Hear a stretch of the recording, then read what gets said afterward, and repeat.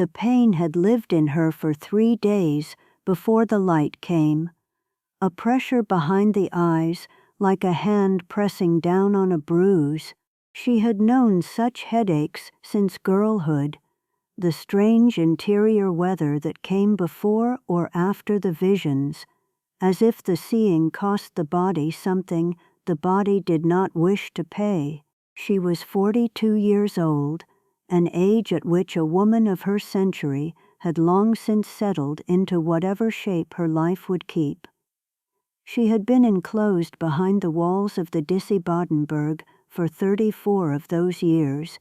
She had buried Jutta von Sponheim, the anchoress who had raised her, 5 years before. She had taken up the government of the small community of women that had grown, almost without anyone intending it, around Jutta's cell. She was magistra now, though she wore the title the way she wore everything, without ceremony, a woman who did the next necessary thing because someone had to. And then, in the year 1141, kneeling or sitting, she never troubled herself to specify which, because the posture of the body seemed to her the least important detail of what happened next.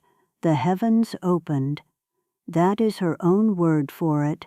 Not a metaphor she reached for afterward to dress up an ordinary hour, but the plainest description she could give of what she felt.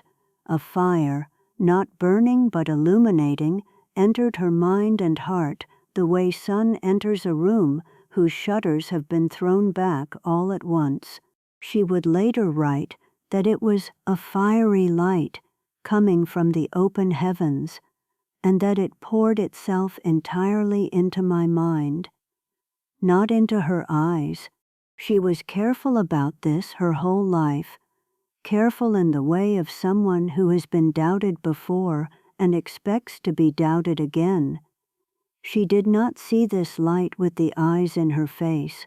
She saw it and heard it and understood by it with the eyes and ears of her inmost self, the place in her that had been watching the world this way since she was a small child at her mother's knee and did not yet have words for what was happening to her.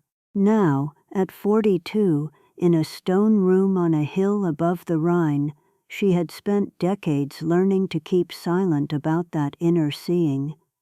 On this day the silence broke, and in that flooding light came a voice, not a sound of the ordinary kind, the kind that enters through the ear, but a voice nonetheless, unmistakable, commanding, and specific.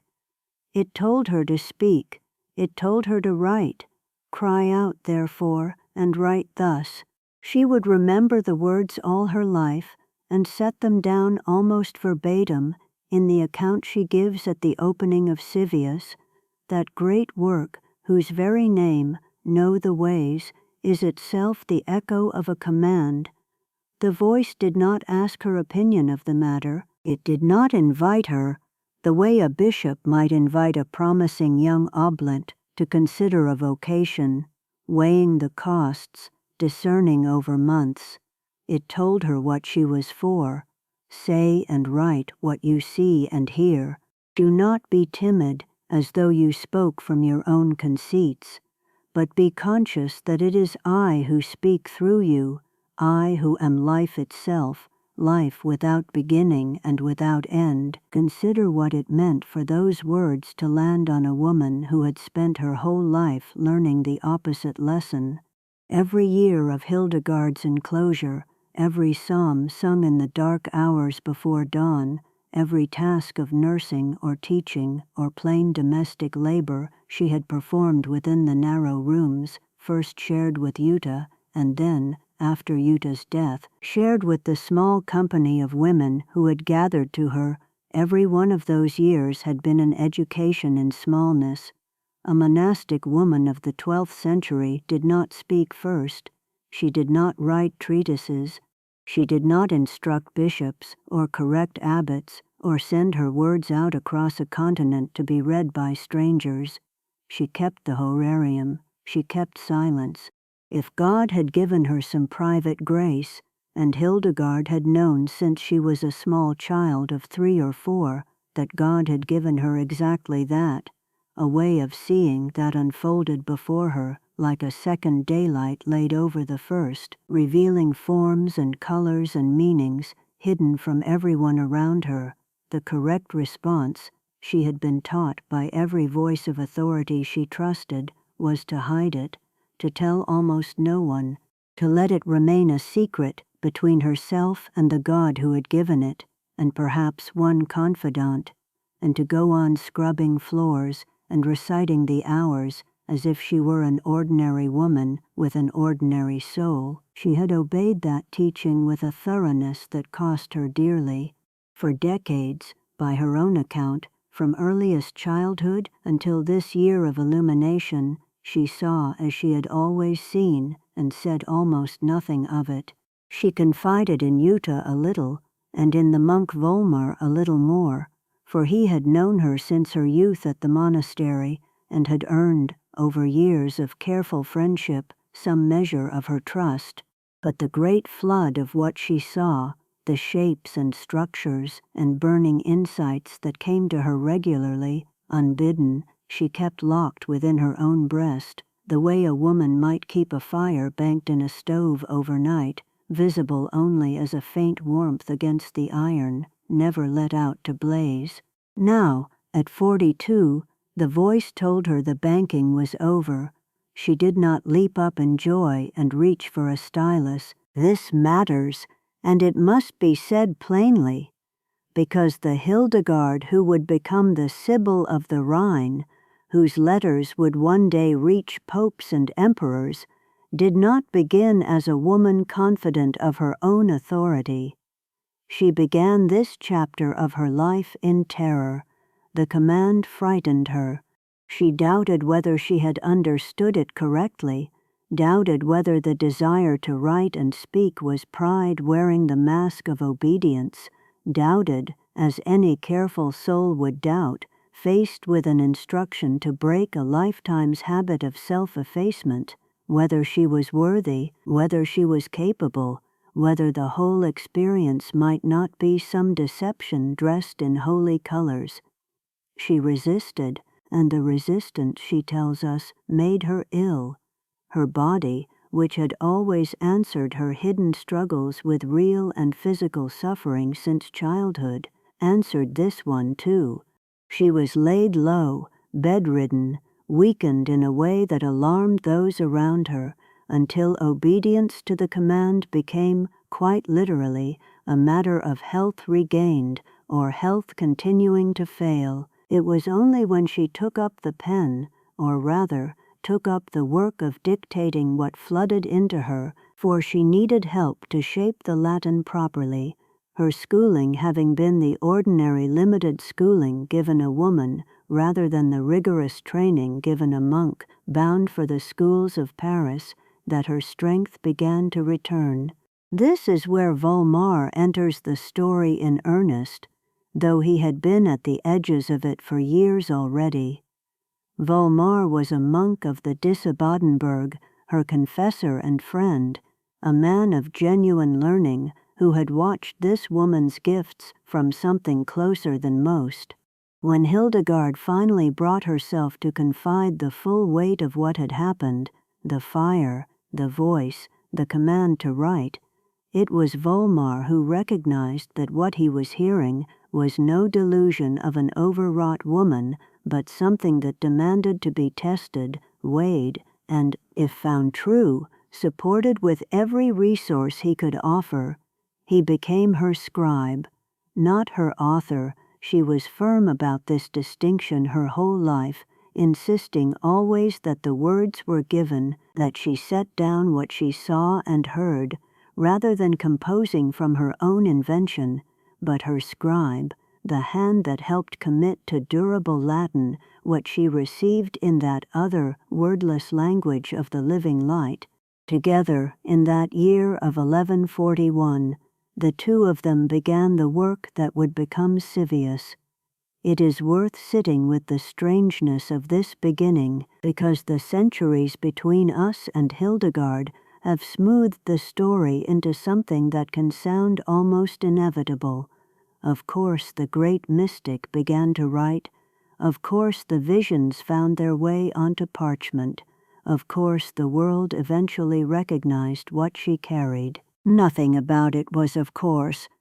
She was a woman past 40, in an age that did not look to women past 40, or of any age, for theological instruction. She was cloistered on a hillside monastery that, however respected, was not one of the great centers of learning in Christendom.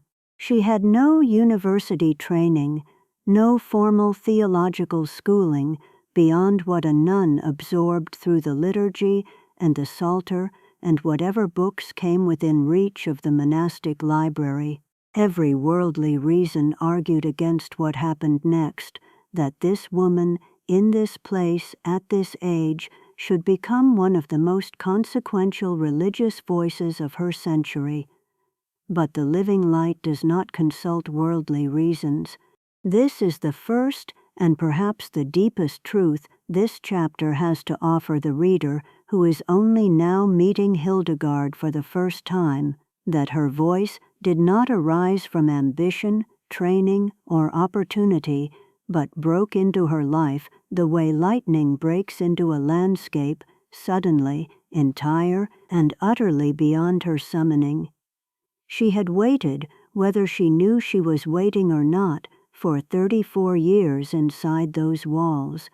The waiting was not wasted time, it was formation, the long quiet years in which the seeds of what she would become were pressed deep into soil and left to do their slow underground work. The very pattern she would later name and celebrate in all growing things as Viriditas, the greening power of God, at labor beneath the surface, invisible until the day it is not. Her whole childhood in the green hills above the Neha, her years of psalmody and scripture and herb garden and sick room under Yutta's direction, the small offices of care and governance she took up as the community around her grew, all of it was root and stem preparing, unseen, for a single unmistakable flowering. In 1141 the flower broke the soil. She described what came to her, once the writing had truly begun, in language that has fixed itself permanently in the memory of anyone who loves her. A fire, not one that consumed, but one that illumined, kindled in her breast and in her heart the way the sun warms an object upon which it casts its rays. This was not poetic ornament laid over the experience after the fact. It was, as best she could manage in ordinary words, an honest report of an extraordinary sensation, heat without burning, light without a visible flame, understanding flooding in faster and more completely than reasoning could ever produce it on its own. She would say later that she understood the meaning of the scriptures, the Psalter, the Gospels, the writings of the Old and New Testaments she had absorbed across her monastic life, without being taught their inner sense by any human master, but simply understood as one understands the sight before one's own eyes, the moment the light disclosed it. This is the gift and the burden of what happened to her in 1141, an instruction manual for the entire life to follow, delivered all at once, in fire, with a voice that would not be refused. The work that began that year would occupy her for a full decade. Civius, Know the Ways, was not dashed off in a season of enthusiasm and then set aside. It grew slowly across 10 years of steady labor, visions received, and then painstakingly rendered into Latin prose with Volmar's help. 26 great visionary sequences unfolding the shape of creation, the drama of redemption, and the long pilgrimage of the Church through history toward her bridegroom. But all of that lay ahead of her in 1141, still unwritten, still unseen even by Hildegard herself, who did not know in that first trembling hour how vast the undertaking would become. What she knew, in the immediate aftermath of the command, was much smaller and much larger at once, that the decades of hiding were over, that the fire in her mind had a purpose beyond her own private consolation, and that whatever came next would not be hers to refuse. She was 42. She had spent her whole life until this hour learning to be quiet. The living light had other plans for the years that remained to her, and on this day, in a small stone room at the Disibodenberg, with a faithful monk beside her, prepared to take down every word, she picked up, however tremblingly, the life she had been destined for since before she could speak. The heavens had opened. She would spend the rest of her days telling the world what she saw there.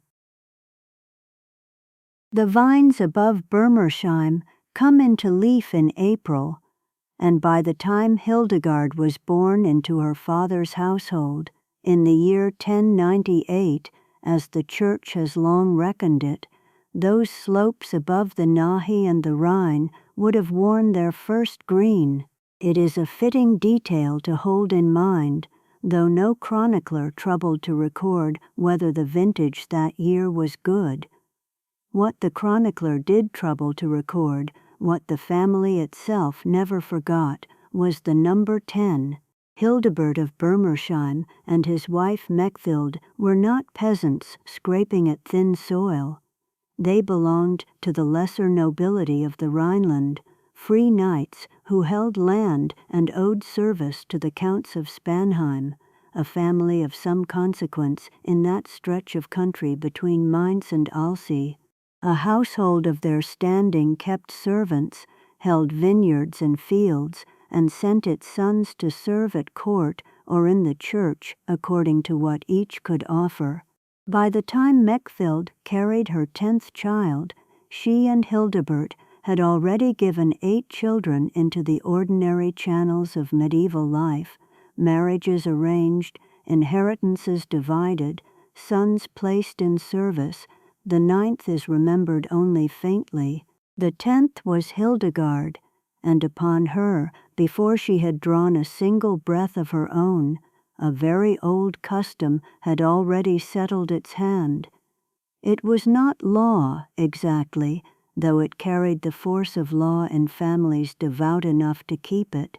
The tithe, the giving of a 10th part of one's produce, one's herd, one's harvest, back to God as the rightful portion, was scriptural in its ancestry and utterly unremarkable in its medieval practice.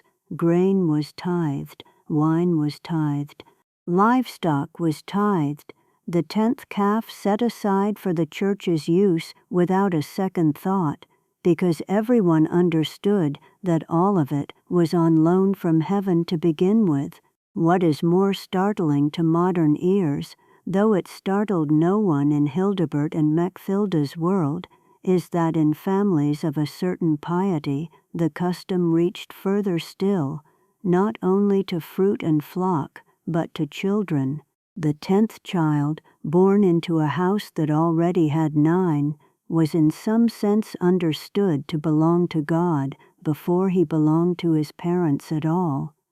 Such a child was the household's proof that it had not forgotten who the giver truly was. A 10th son might go to a monastery school and, God willing, take vows. A 10th daughter might be promised to a convent from the cradle, offered the way the 10th sheaf was offered, the way the 10th lamb was set apart from the flock and never sold. This was the ground Hildegard was born onto. Long before she could form a single memory of her own, before she had a name for anything at all, she was already spoken for. Her parents did not consider this cruelty, and neither should we reach for that word across 9 centuries of difference. in a family that measured devotion the way Hildebert and Mechthild's did. To be the tithe child was not to be discarded, but to be singled out, set apart the way the finest lamb of the flock is set apart, not for slaughter, but for the altar. It was, in its way, the highest thing a medieval household could say about a child it loved. This one is not merely ours. This one belongs to God in a manner the others do not. What none of them could have known, not Hildebert counting his vineyards, not Mechthild recovering from her 10th labor, not the priest who most likely baptized the infant within days of her birth, as was the custom in a world where infant death waited close at hand, was that the God to whom this particular 10th child had been promised had already begun, in ways no tithe could have anticipated, to answer that promise from the other direction. The parents gave their daughter to God according to an ancient human custom. God, it seems, had already turned toward this same child according to a purpose entirely his own. The two movements, the family's offering and heaven's claiming, met in the small body of an infant at Bermersheim and would not be pulled apart again for 81 years. We do not know precisely which of Hildegard's brothers and sisters lived past childhood, or how the household in Bermersheim was arranged in its daily rhythms, how many servants worked the vineyard, how the great hall was heated against the Rhineland winter, what prayers were said over the cradle. Record is thin on such things, and where it is thin, it is better to let it stay thin than to furnish it with invention. But of one detail from those earliest years we possess something better than a chronicler's guess.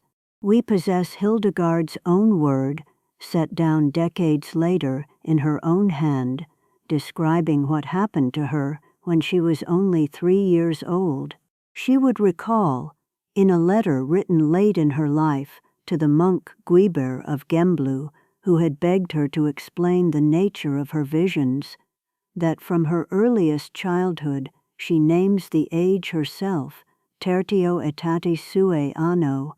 In her 3rd year of life she saw a light, not a light like sunlight through a window, not a light that could be traced to any candle or hearth fire or bright morning sky, a light so great, she says, that her soul trembled at the seeing of it, though her small body gave no outward sign at all. She did not cry out. She did not run to her nurse in terror. She simply saw it, the way another child might simply see the color of the wall or the shape of a familiar face. And because she had no other seeing to compare it to, she assumed, as any 3-year-old assumes about the furniture of her own perception, that this was merely how the world looked to everyone. This is worth sitting with a moment, because it is easy for us, so many centuries downstream, and so thoroughly instructed in Hildegard's greatness, to imagine that the light must have announced itself to her as something extraordinary from the very first instant, that surely a child touched by such an encounter would have known, would have understood herself as marked, would have spoken of it in the odd hush we ourselves might use. But that is not what she tells us. What she tells us is stranger and, in its way, more moving. The living light came to her before she had words for light at all, before she had learned that other children's eyes did not carry this second brightness folded in behind the ordinary one. She thought, quite reasonably, that everyone saw as she saw. She had nothing else to measure it by. A child raised entirely within a single house does not know that other houses have different walls. A child who has always seen this way does not know that seeing is, for her, doubled. It was in this same unknowing innocence, still very young, that Hildegard offered her family and her nurse the first glimpse of what her sight could do, though even then no one, least of all Hildegard herself, understood it as anything but a child's odd remark. She would later recall, when she came to set down something of her own early life for those who begged an account of it, an incident concerning a cow soon to calve. She had seen, in the particular way she saw things, the markings the calf would carry, its coloring, its pattern, before the animal was born, and before any eye in the household could have known such a thing by ordinary means. When the calf came, it bore exactly the markings the small girl had described. Her nurse marveled. It is not hard to imagine the kind of marveling a medieval household might do over such a thing. Half delight, half unease, the particular wonder adults feel toward a child who has said something too old for her mouth, but nothing more was made of it at the time. There was no summoning of a priest, no letter sent to a bishop, no sense in the household that they were harboring a prophetess in swaddling clothes. It was noted, perhaps repeated at table once or twice, and then folded back into the ordinary business of a large family's days, the vineyard's needs, the younger children's illnesses, the endless small negotiations of a nightly household getting through another Rhineland winter. This is perhaps the truest picture we have of Hildegard's earliest years. Not a child visibly set apart, haloed and solemn among her siblings, but an ordinary small girl in an ordinary large family who happened, without any fanfare or any words to explain it, to carry within her an extra sense the others did not share.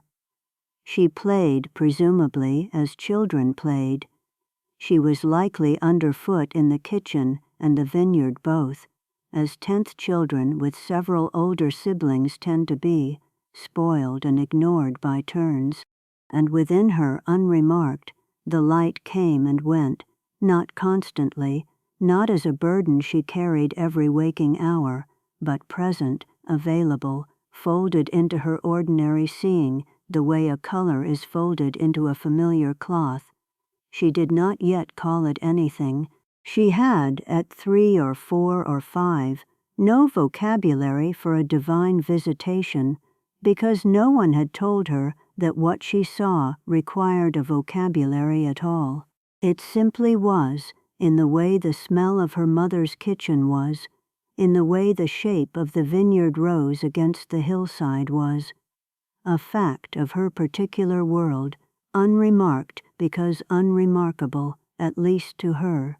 It would be a great many years, a full lifetime's worth of years in truth, before Hildegard found the words that finally matched what she had been seeing since infancy. She would come to call it, in her mature writing, the living light, lux vivens, a phrase entirely her own, found nowhere quite like it in the theological vocabulary that came before her. Not a metaphor she reached for to dress up an ordinary insight, and not a literary flourish borrowed from some school of visionary writing she had studied. She meant it, when she wrote it, with the same plainness that she meant it when she described the calf's markings to her nurse. This is simply what I saw, and this is the truest name I have found for it. The light was living. It was not a picture painted in her mind and then left to fade like a dream on waking. It moved, it taught, it illuminated scripture and creation both at once, showing her, as she would later explain to those who begged to understand her gift, the meaning folded inside the plainest verse of the Psalter, the way the color is folded inside the ordinary cloth. But all of that understanding, all of that vocabulary, belonged to the woman she would become, the abbess writing to monks and popes, the visionary dictating to a trembling scribe. The child at Bermersheim had none of it yet. She had only the seeing itself, wordless, constant in its quiet way, entirely unexplained. It is tempting, and not wrong, to notice how these two facts of Hildegard's beginning sit beside each other without either one cancelling the other out. She was tithed, offered by her parents according to the oldest custom of the Church, set apart the way the 10th sheaf and the 10th calf were set apart, marked from before her birth as belonging first to God, and she was visited, chosen, from an age so young she could not yet distinguish it from ordinary sight, by a light no human hand had arranged and no human custom could have produced. Hildebert and Mechthild meant, in tithing their 10th child, to make a pious gesture toward heaven, the kind any devout Rhineland family of their standing might make. They could not have known that heaven had already, quietly and without asking their permission, begun making its own claim on the same small girl from within. The tithe was a human gift given upward. The light was a divine gift given downward. Hildegard's whole life, one might say, would become the long and faithful working out of what happens when those two gifts, offered from opposite directions, meet inside a single soul and refuse to be separated again. She did not, at 3 or 4 or 6, understand any of this. She was simply a child who saw more than the ordinary child sees, who did not yet know that the seeing was strange, and who lived, however briefly, inside a household that loved her without yet suspecting what she carried. It is one of the tender ironies of her story that the very ordinariness of those years, so thin in the record, so undecorated by miracle or drama, is itself part of the mystery. The living light did not require thunder to announce itself. It did not need a burning bush or a voice from the clouds. It came instead into the eyes of a small girl playing somewhere in the vineyard rows above Bermersheim, folded so gently into her ordinary sight that she mistook it, for a time, for nothing more than the shape of the world. That mistaking could not last forever. A child who is tithed to God, marked before birth as belonging to the Church's own household, does not remain forever inside the shelter of her parents' vineyard. The custom that had claimed her at birth would soon claim her in fact, and the small girl who had seen the calf's markings before the calf was born would be given, before she was out of her single-digit years, into hands that would carry her toward a very different kind of enclosure, one built of stone rather than vine, and one that would, in time, teach her at last the name for the brightness she had always seen. The bell that called the small procession up the hill that day was tolled the way a parish tolls its bell for the dead. That was fitting, for what happened next was, in the eyes of the Church, a kind of death. Hildegard was 14 years old. Beside her walked Jutta of Sponheim, daughter of a noble house, 20 years old and already famous in the Nea Valley for a holiness so fierce it frightened people. They walked together toward the little stone cell built onto the flank of the monastery church of St. Disibod, and when they reached its door, the bishop met them with the rite the Church keeps for those who ask to be sealed away from the world forever. It is called the enclosure of an anchoress, and it borrows, quite deliberately, the language of the funeral mass. The women who entered that cell were sung to as the dead are sung to. They were incensed as the dead are incensed.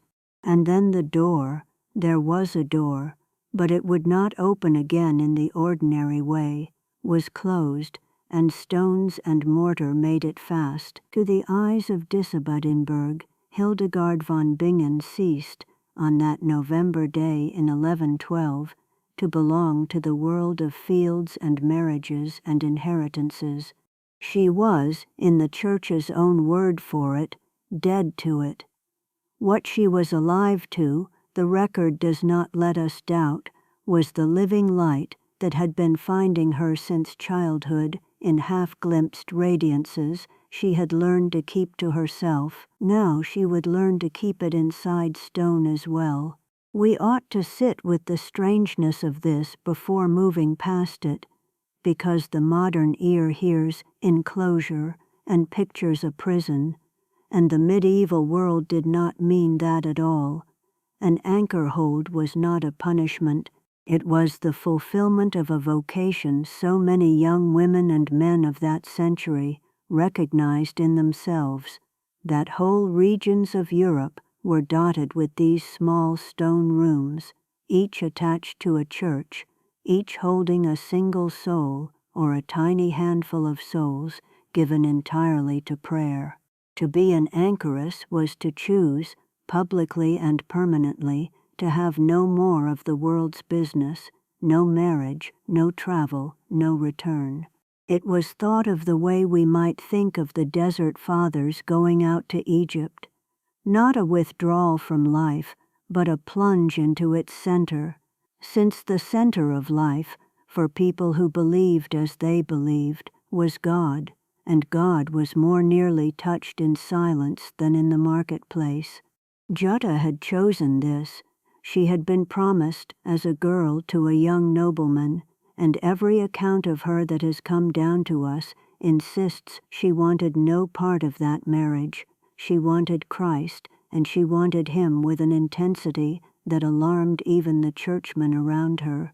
Hildegard had not chosen it, not in the sense that Jutta had. Hildegard had been given, tithed as the 10th child of the house, brought to this threshold by her parents' vow years earlier, and now delivered to it in the flesh. But the record insists, and there is no reason within the tradition to doubt it, that whatever grief attended the day, whatever a 14-year-old girl's heart may have carried up that hill, she went. She did not run from the door. Inside, the cell was small. We should not romanticize its smallness into comfort. It was a single chamber, perhaps two, with one window giving onto the sanctuary of the church, so the anchoress could hear Mass and receive communion without leaving her enclosure, and perhaps a second small opening through which food could be passed and speech sparingly exchanged. There was no going out, there was no coming in, except for the rare permitted visitor at the grill. The rule of St. Benedict was to be their whole horizon now, its rhythm of psalms and silence and labor marking every hour from before dawn to full dark. Hildegard would spend the rest of her formation years, indeed the better part of 3 decades of her life, within walls that had begun as a tomb for two. It did not stay a tomb for two for very long. Jutta's holiness, far from being buried with her, drew the world she had renounced back to her door. Noble families of the Rhineland, hearing of the young anchoress's austerities and her gift for prayer, began sending their own daughters to be enclosed with her, to learn from her, to live under her direction. What had been built as a single stone cell became, within a handful of years, a small community of women religious, still technically anchoresses, still walled in, but now numbering enough that Disibodenberg had to reckon with them as a community rather than a hermitage. The monks of the abbey, whose monastery had absorbed this odd growth almost by accident, found themselves the unlikely stewards of a women's cloister they had not quite planned for and were not entirely sure how to govern. That tension between the male house that held legal and financial authority and the women's community growing inside its walls would shape decades of Hildegard's life, though its sharpest edges belonged to a later chapter of her story. For now, in the enclosure itself, the shape of her days was set by Jutta. We know Jutta chiefly as a teacher and as an ascetic, and it is worth being honest about both, because Hildegard's later life cannot be understood without either. As a teacher, Jutta gave the girl in her care the Psalter, the 150 psalms that form the marrow of monastic prayer, and had her learn it as monastic children learned it, by ear and by repetition, sung and resung, until the Latin of David's poetry lived in the body, before it was ever parsed by the mind. She taught her the round of the divine office, the 8 hours of the day marked by chant, so that Hildegard's ear was trained on plainsong long before anyone thought to ask whether she might one day compose it. She had her read scripture, or rather hear scripture, since much of monastic learning in that century moved through the ear as readily as the eye, and she had her learn something of the practice of the scriptorium, the copying, the discipline of the pen, though how much formal grammar Hildegard was given remains, even in the honest record kept by her own community, a matter that later caused her some evident discomfort. She would say of herself, years afterward, that she was indocta, unlettered, untrained in the school's Latin grammar that a monk destined for the pulpit would have received. She meant it plainly and without false modesty. Whatever fluency she achieved with scripture and psalmody, she achieved inside that cell, under Jutta's tutelage, and not in any cathedral school with tutors trained in the classical curriculum. This matters more than it might seem to, and it will matter again later in her story, when men far more schooled than she was found themselves astonished by what she wrote. But we anticipate, inside the anchor hold, what Hildegard was chiefly doing, day upon day, year upon year, was singing the psalms, keeping the hours, and watching an older woman drive her own body toward God with a severity that a modern reader may find difficult to look at without wincing. For Jutta was not gentle with herself. The record, coming to us chiefly through Hildegard's own community and through the account later written of Jutta's life, describes fasting kept to the point of visible frailty, a hair shirt worn against the skin, vigils extended long past what health could easily sustain, and other penances of the kind the century's fiercest ascetics practiced as ordinary devotion. It alarmed the abbot of Disibodenberg enough that intervention was eventually thought necessary, even by the standards of an age that prized bodily mortification as a path to purified prayer. Jutta's austerities stood out as extreme. Hildegard, living inside that same small enclosure, watched this happen to a woman she loved and answered to as a mother in religion. We should not imagine that she copied it uncritically. Her own later writings, when she came to have the authority to write about the religious life, show a woman deeply wary of excessive bodily punishment, insistent that the health of the body and the greening vitality God had planted in it were not enemies of holiness but its ordinary soil. It is not too much to say that Hildegard's mature theology of Viriditas, the Spirit's greening power alive in flesh as much as in field, grew up in part as a quiet, loving argument with what she had witnessed in that cell. She had seen where the flesh could be driven, and she came, over the slow years, to believe God wanted something gentler and no less holy, a body kept green rather than a body scoured to the bone. But if the discipline was severe, the life was not without its own strange sweetness, and this deserves to be said plainly, because the anchor hold can too easily be pictured only as deprivation. Within those walls, Hildegard had the Psalter entire, sung through the week in the pattern the rule prescribes, so that the whole sweep of Israel's prayer, lament and praise, terror and trust became the daily furniture of her mind. She had silence, real silence, of a depth the wider world rarely offers, and silence is not emptiness to a soul already inclined, as hers had been since childhood, to notice the living light moving at the edges of ordinary sight. She had, we may reasonably believe, more of that light in those years than the record preserves for us, since she had learned early, bruised by her one attempt as a girl to speak of what she saw, to keep such things folded close. The anchor-hold gave her, if nothing else, a schoolroom at the very edge of the world, in which to keep that folding safe. Whatever visions came to her through those quiet decades, and the tradition gives us reason to think they did not cease, she kept them, as she had learned to keep them, mostly to herself, mostly to Jutta, and mostly, we must presume, to God. The community grew.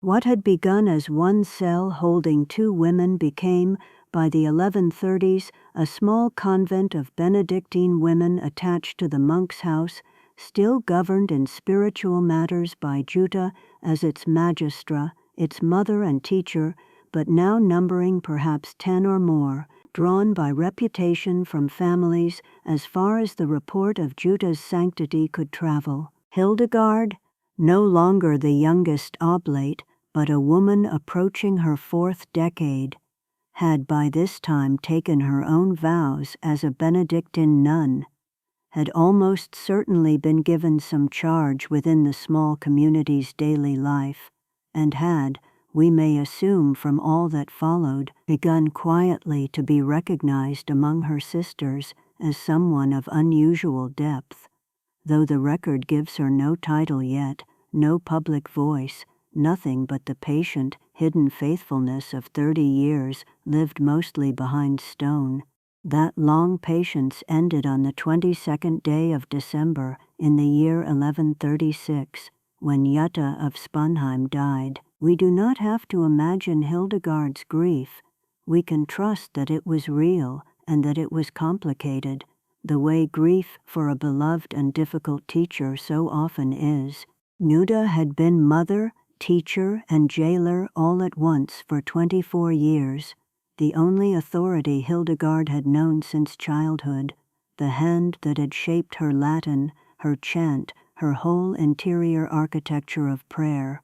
And now that hand was gone, and the small community Jutta had gathered around her holiness needed, at once, someone to stand where she had stood. They chose Hildegard. It was not, so far as the record allows us to judge, a foregone conclusion, and it was certainly not something Hildegard sought. Every trace of her own account of these years insists on her reluctance, an insistence too consistent, too textured with genuine anxiety, to be read as mere convention. She had spent her whole life since childhood learning to be small, to defer, to keep her own gifts folded away under Jutta's larger and more visible sanctity, to be asked now to stand as magistra, as the one who would teach the Psalter to the newer sisters, as Jutta had taught it to her, who would answer to the monks of Disibodenberg for the spiritual welfare of the women's community, who would, in short, become what Jutta had been, was to be asked to step, without preparation she felt herself to have, into a kind of authority she had never held and had no confidence she deserved. The Church has known this reluctance in many of its saints. It is often, though not always, a mark of the real thing, since those who reach eagerly for governance over souls are not always those God has chosen to receive it.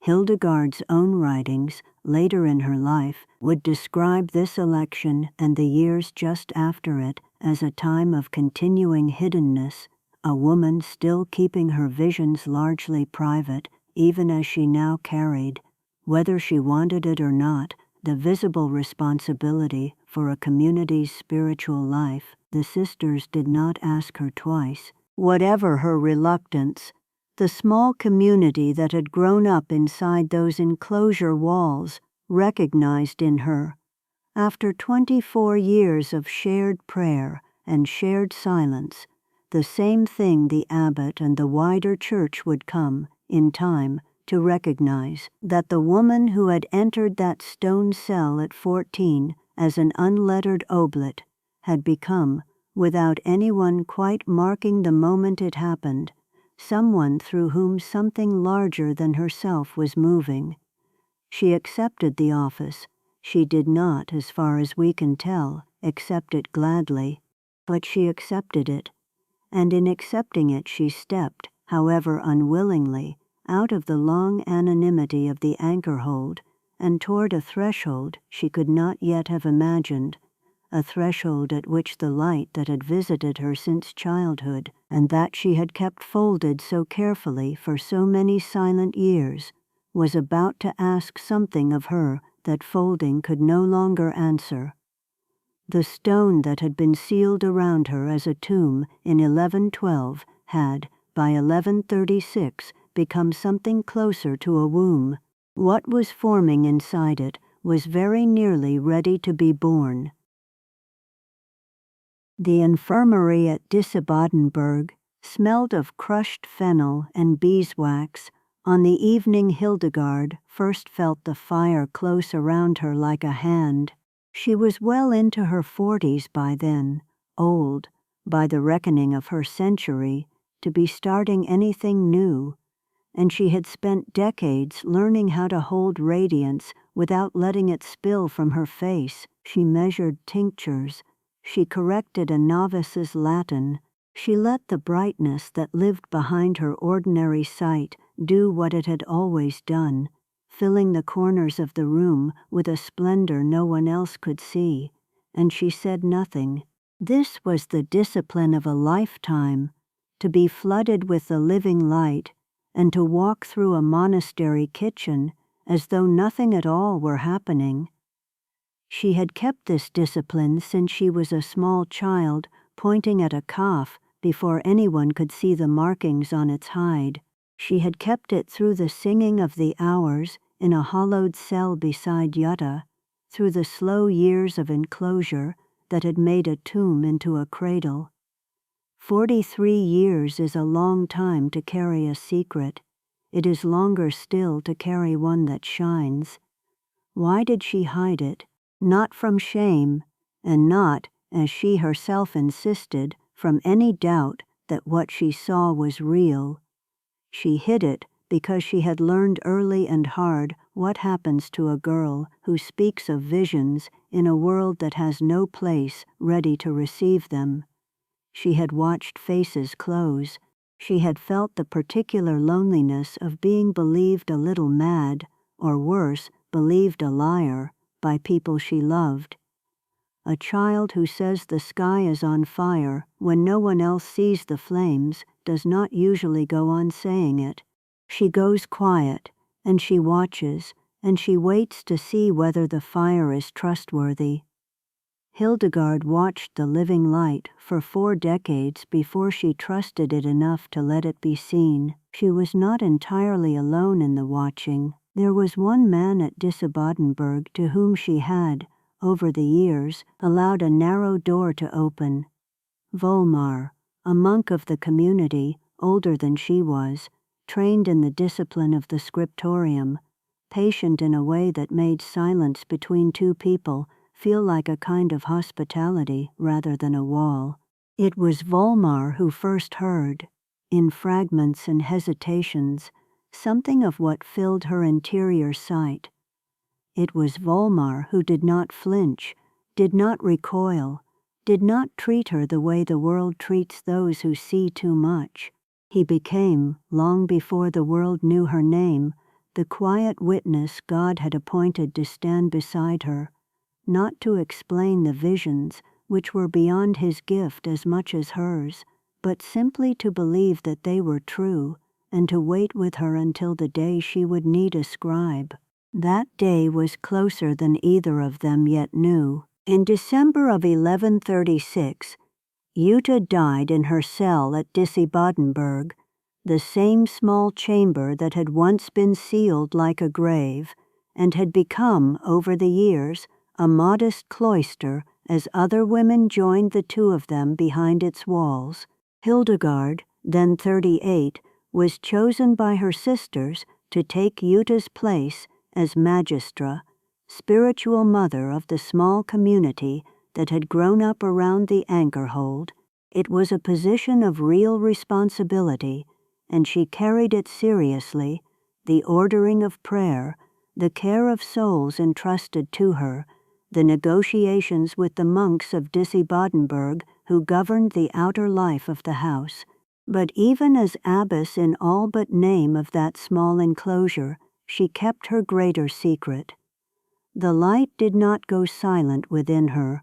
She simply continued to say nothing of it, beyond the narrow confidence she had built with Volmar. 5 years passed this way, and then in the year 1141, when Hildegard was 42 years old, the fire that had waited so long broke through. She describes it herself in words that have come down to us in the opening pages of the book that would become Sivia's, with a clarity that leaves no room for doubt about what happened to her. A vast light, she says, came from the open heavens and poured through her whole brain, kindling her heart and her breast like a flame, not burning, she is careful to say, the way ordinary fire burns, but warming the way the sun warms whatever it touches. And with that fire came a voice, unmistakable, commanding her to speak and write what she saw and heard, not from her own invention, not filtered through the cleverness of human learning, but exactly as it was shown to her by the one who sees and disposes all things according to his own hidden counsel. For 43 years the living light had been the quiet furniture of her interior life, present, sustaining, unspoken. Now it was a summons. It did not ask her whether she was willing, it told her what she must do. And Hildegard, who had governed a community, who had buried her teacher and taken up her mantle, who had faced down decades of the particular terror of being disbelieved, found in this moment that she was afraid. It is worth sitting with that fear rather than rushing past it, because it tells us something true about sanctity that pious softening too often erases. Holiness is not the absence of trembling. Hildegard had every reason, by any worldly measure, to keep silent still. She was a woman in an age when women's testimony in matters of doctrine was received, at best, with suspicion. She had no formal theological training. She says so herself, plainly, without either false modesty or complaint, noting that she had not studied letters as men studied them in the schools. To set down 26 visions touching creation and redemption and the whole ordered life of the Church, in her own voice, over her own name, was to invite exactly the ridicule and disbelief she had spent her childhood learning to fear. Better, surely, to keep the fire banked. Better to let it warm her alone, in the dark, where no one could take it from her or twist it against her. She hesitated, and in her hesitation, she tells us, she fell ill. This was not a metaphor to soften for modern ears, and the tradition has never treated it as one. Hildegard's body, which had always answered so intimately to the movements of her spirit, buckled under the weight of a command refused. She could not rise from her bed. The strength went out of her limbs as thoroughly as if some hand had reached in and unstrung her. She lay pinned by an illness with no name that medicine could give it, and she understood, she says this too, without evasion, that her sickness was the direct fruit of her reluctance to obey the voice that had broken her silence. The greening power that animated her whole life, the Viriditas she would later teach so eloquently to others as the mark of the Holy Spirit's presence in body and soul alike, had gone still in her, because she had refused the very spirit whose freshness it carried. It was Volmar, again, who stood in the gap. He had waited decades for this.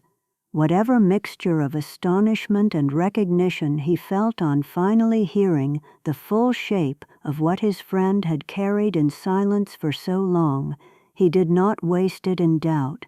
He urged her, gently but insistently, to take up the pen, or rather, since her Latin, though capable, was not the polished Latin of the schools, to dictate to him what she saw, and let him set it into the language of the Church.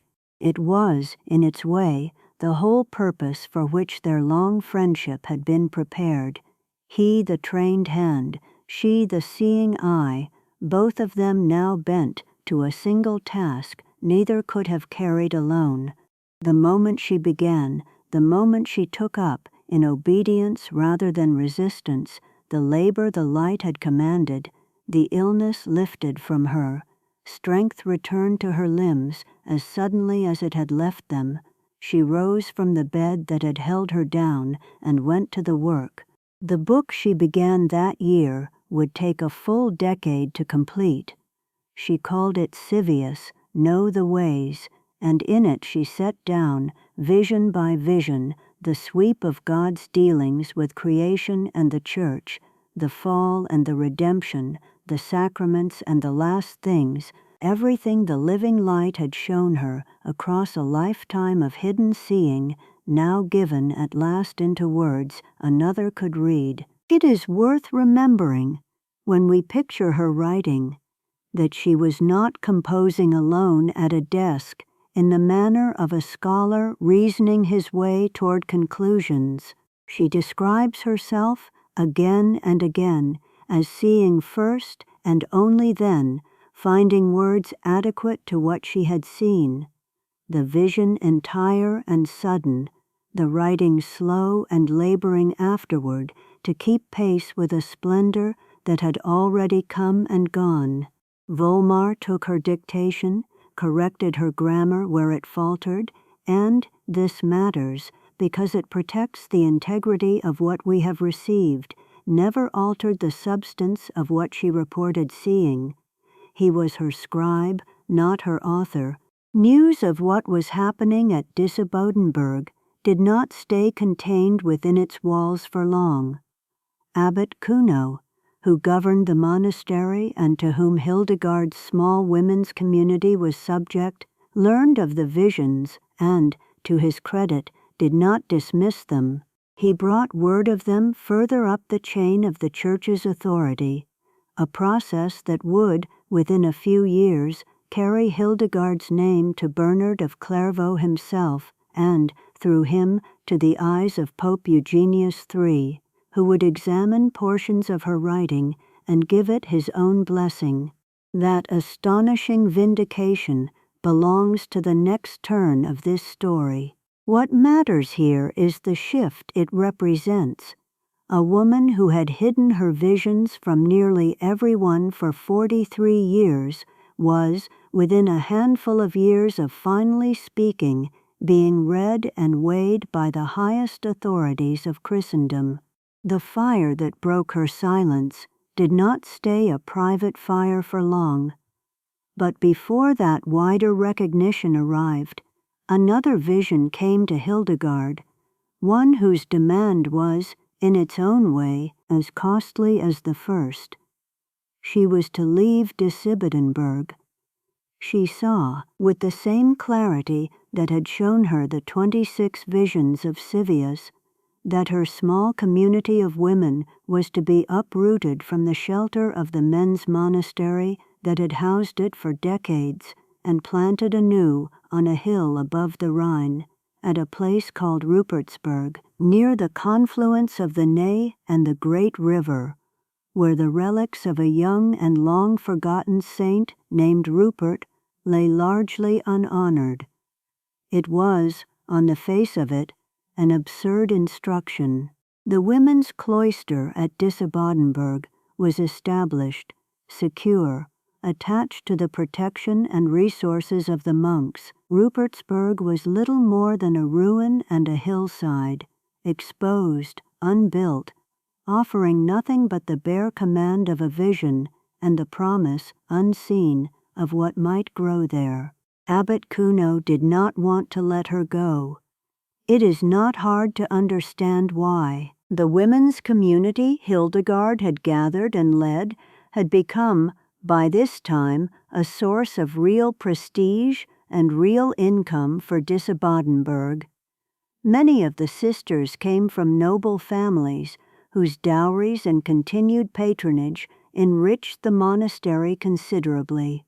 To lose them was to lose both standing and support. Kuno refused Hildegard's request to move her community, and for a time the matter simply sat, unresolved, a wall of ordinary institutional reluctance set against the extraordinary demand of a vision. Hildegard's response to that refusal is, to anyone who has followed her life this far, entirely recognizable. She fell ill again, gravely this time, by every account so incapacitated that she could not rise, could not eat, could not be moved from her bed by any human effort. It was not, we should be clear, an illness she manufactured or a bargaining tactic cynically deployed. It was the same pattern the living light had already shown once, that when Hildegard set herself against the vision given her, her body itself bore the cost of that resistance, as though the Viriditas within her withered in direct proportion to her disobedience. Word reached even the Archbishop of Mainz, who intervened, and eventually Kuno relented, giving his consent to the move he had refused for so long. The founding itself, when it finally came, around the year 1150, was no triumphant procession. Hildegard led some 20 women from the security of Disibodenberg to a hillside that offered them, at first, very little beyond bare walls and the promise she had seen in vision. There was real hardship in those early years at Rupertsberg. Building work, thin resources, the labor of establishing from almost nothing a house that could sustain a community's full round of prayer and work. Volmar came with her, made provost of the new foundation, his decades of quiet fidelity now given a permanent home alongside hers. It was, in every sense that mattered to her, the true beginning of her life as abbess in her own right, shepherd of a community she had not inherited but founded, governed no longer as an assistant to another woman's calling, but as one to whom the living light itself had given both a task and a place to carry it out. 43 years she had kept the fire hidden. It took less than a decade, once she let it be seen, to carry her from a sickbed at Disibodenberg to the founding of a monastery that would bear her name into the memory of the Church. The silence had not been wasted. It had been the long, slow banking of a fire that, once released, would not be put out again. The rock above Bingen had a name before Hildegard ever set foot on it. The local people called it Rupertsberg, for a Frankish nobleman's son who had died young there in the 7th century, a boy remembered for his charity and his love of pilgrimage. By the time Hildegard came to know the place, only a ruined chapel and a scatter of stones marked where he had lived and been buried. Vines grew wild over the old foundations.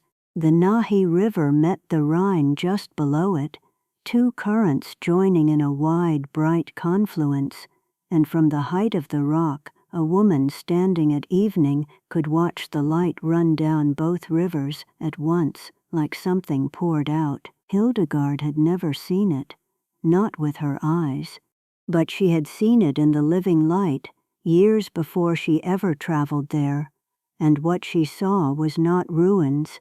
She saw a monastery standing whole on that height, its walls new, its chapel filled with women singing the hours, and she understood, the way she understood so many things now, entire and certain, that this was where her daughters were meant to live.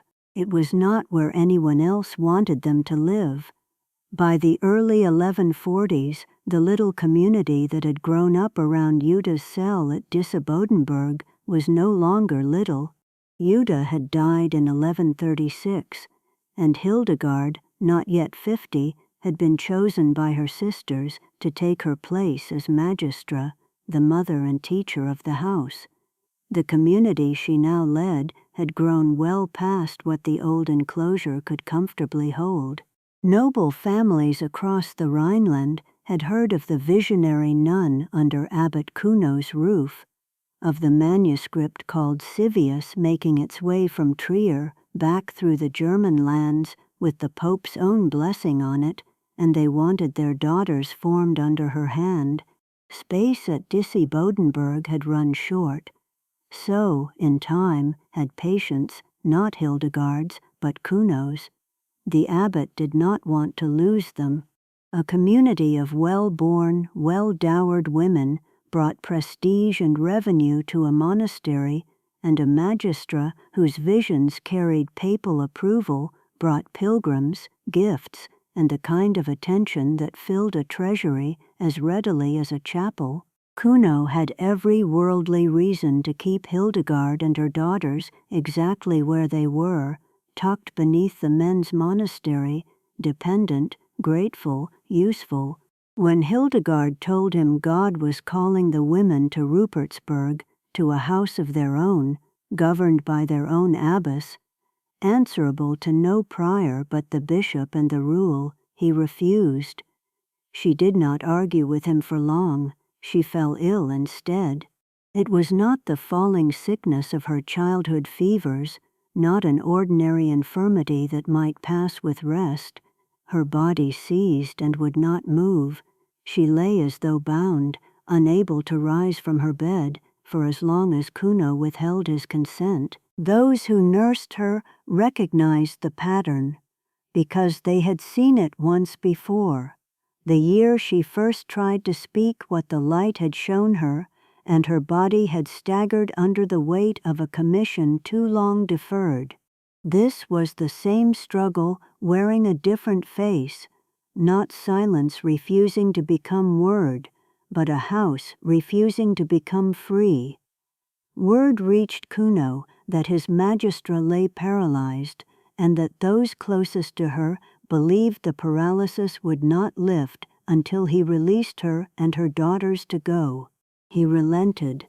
The date usually remembered for the move is 1150, when Hildegard, by then past 50, led her community down from Disibodenberg and across the miles to the rock above Bingen, to found there, on the ruins of a dead nobleman's chapel, the house the light had already shown her whole. It cost her more than Kuno's blessing. Rupertsberg had to be built from bare ground, walls raised, a church consecrated, land cleared and planted, a water source secured, revenues negotiated so the sisters would not starve in the years before the fields bore fruit.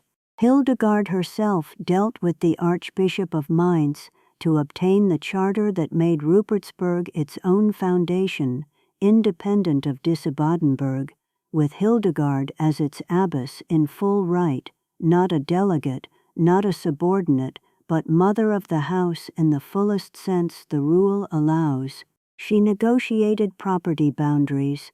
She secured the endowments some of her nuns brought with them as dowries, insisting these remain the community's own, not absorbed into another house's coffers, where another woman might have found the legal wrangling beneath her, a distraction from visions and songs. Hildegard treated it as part of the same obedience. The light that had shown her the monastery standing on the height had not excused her from laying its foundation stones herself. This is worth sitting with, because it says something true about the shape of her sanctity. Hildegard's prophecy never floated free of the world's hard particulars, of contracts, water rights, harvest yields, the placement of a well. She governed the way she prophesied, with both feet on the ground and her eyes lifted past it.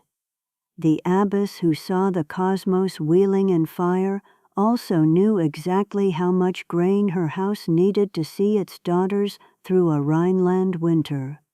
And it was daughters she thought of, always, not subjects, not novices to be processed through a rule and released as finished products, but daughters, entrusted to her by their families and by God together, whose souls she would answer for at the last judgment as surely as any bishop answers for his diocese. This is the maternal key in which everything else about her governance was written. She was abbess of Rupertsberg, the way Jutta had been magistra of the anchor hold, not primarily an administrator, though she was a formidable one, but a shepherd, walking ahead of her flock into weather she had already seen coming. It showed in small things as much as large. Hildegard held strong convictions about who her daughters were meant to be, and she did not hold them quietly. When another abbess, a woman named Tenkswind of Andernach, wrote to object that Hildegard allowed her nuns to wear their hair unbound beneath white veils on feast days, and gold crowns, and rings, and gowns of silk, ornaments Tenkswind considered unbefitting women vowed to poverty, Hildegard answered her without apology. Her professed virgins, she wrote, were brides of Christ, and a bride adorns herself for her bridegroom. The glory a consecrated woman wears on the high feasts is not vanity, but truth made visible, the truth of what she has become in giving herself to God entire. Innocence restored looks like something. It looks like Eden, like the first radiance before the fall, and Hildegard would not have her daughters ashamed of shining. She defended their gold crowns the way she defended everything she governed, as a mother certain of what her house was for, unmoved by another woman's narrower rule. But governance is not only defended in letters, it is lived daily in the ordinary friction of many women sharing one roof, one chapel, one horarium of prayer stretching from vigils in the dark to Compline at day's end. Hildegard held her community to the full round of the Benedictine hours, the psalms and readings and silences the rule prescribes, and she added to them her own compositions, the antiphons and responsories that would one day be gathered as the Symphonia, sung first not for any audience beyond the walls, but for her own daughters in her own chapel, because she believed the divine office deserved music equal to what it praised. To enter Rupertsberg was to enter a house where prayer sounded different than it sounded anywhere else in the Rhineland, because its abbess heard the whole created order as music and would not let her community pray in anything less than the fullness of that hearing. She was also unmistakably capable of severity. A house of this size, drawing daughters from noble families across the region, needed a hand that would not waver over discipline, over disputes, over the countless small frictions of enclosed life. Hildegard governed those matters the way she governed everything, with prophetic certainty that she was accountable to God for every soul in her care, and therefore could not afford to be soft where softness would cost a daughter her formation. But this same certainty made her fierce in love, not only in correction, and nowhere is that more visible than in the wound Rupertsberg gave her that she never fully learned to bear lightly. the loss of Richardis. Richardis von Stade had come to Hildegard young, of noble Saxon blood, and had become in time far more than one nun among many. She served as Hildegard's secretary in the years the visions were pouring out fastest, helping shape the raw record of what the light had shown into the ordered chapters of Sivius. She was, by every account the tradition has kept, the daughter of Hildegard's heart, in a way even a mother of many daughters rarely finds, the one whose absence from a room Hildegard would have felt before she noticed anyone else missing. And then Richardis was taken from her, not by death, not yet by ambition, or by a family's ambition working through her. Richardis's noble relations arranged for her election as abbess of a distant convent at Bassum, a position that would elevate the family's standing considerably. Hildegard fought the move with everything a mother fights with. She wrote to the Archbishop of Mainz. She wrote to Richardis's own mother. She wrote, most piercingly, to Richardis herself, in letters that read less like the correspondence of a superior losing a capable assistant than like a parent watching a child walk toward a danger only the parent can see. She begged. She did not disguise that she was begging. Whatever composure governed her public letters to bishops and popes fell away in these. The abbess of Rupertsberg wrote as a woman whose heart had been given somewhere it could be broken, and it was. The appeals did not succeed. Richardis went to Bassum, and within a year, before Hildegard's grief had even begun to settle into something she could carry, word came that Richardis had died there, young, far from the house she had helped to build. Hildegard's letters after that news are gentler than the ones that preceded it, the fight gone out of them, replaced by something closer to lament and to a forgiveness that cost her a great deal to reach. She had loved fiercely and lost the object of that love to distance and then to death, and the record she left behind does not pretend this was easy for a woman of such evident authority to bear. It is, if anything, one of the most tender proofs the tradition holds of what kind of mother she was. Sanctity did not make her invulnerable. It made her love without the caution most of us use to protect ourselves from exactly this kind of grief. She governed on, because that is what mothers of houses do. Rupertsberg grew, its chapel filled, its fields, cleared and planted in those first hard years, began to yield, and in time Hildegard's vision for her daughters outgrew even that new house. Around 1165, well into her 60s, she founded a second monastery across the Rhine at Bingen, a daughter house to Rupertsberg's mother, so that more women could be received into the life the living light had shown her without crowding the community she had already built. She did not found it and retreat to Rupertsberg to let it run itself. She crossed the river to Eibingen regularly, by boat, an old woman making the passage in every season the Rhine allowed, to see to her second household with the same attention she gave the first. 2 houses now answered to one abbess, and she answered in turn only to God and to the rule, the independence she had fought Kuno's paralysis to win now stretched across 2 banks of a river she had learned to cross as easily as she once crossed the cloister yard at Disibodenberg.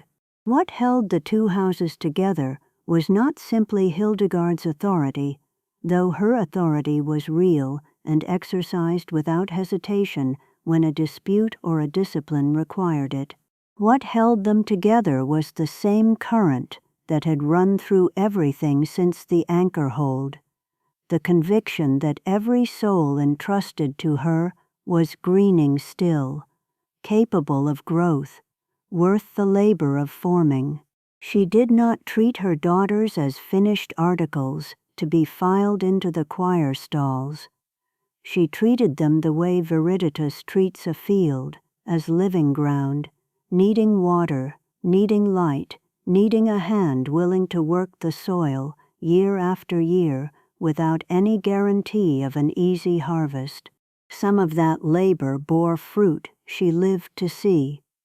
Some of it, as with Richardis, bore only sorrow, carried and never quite set down.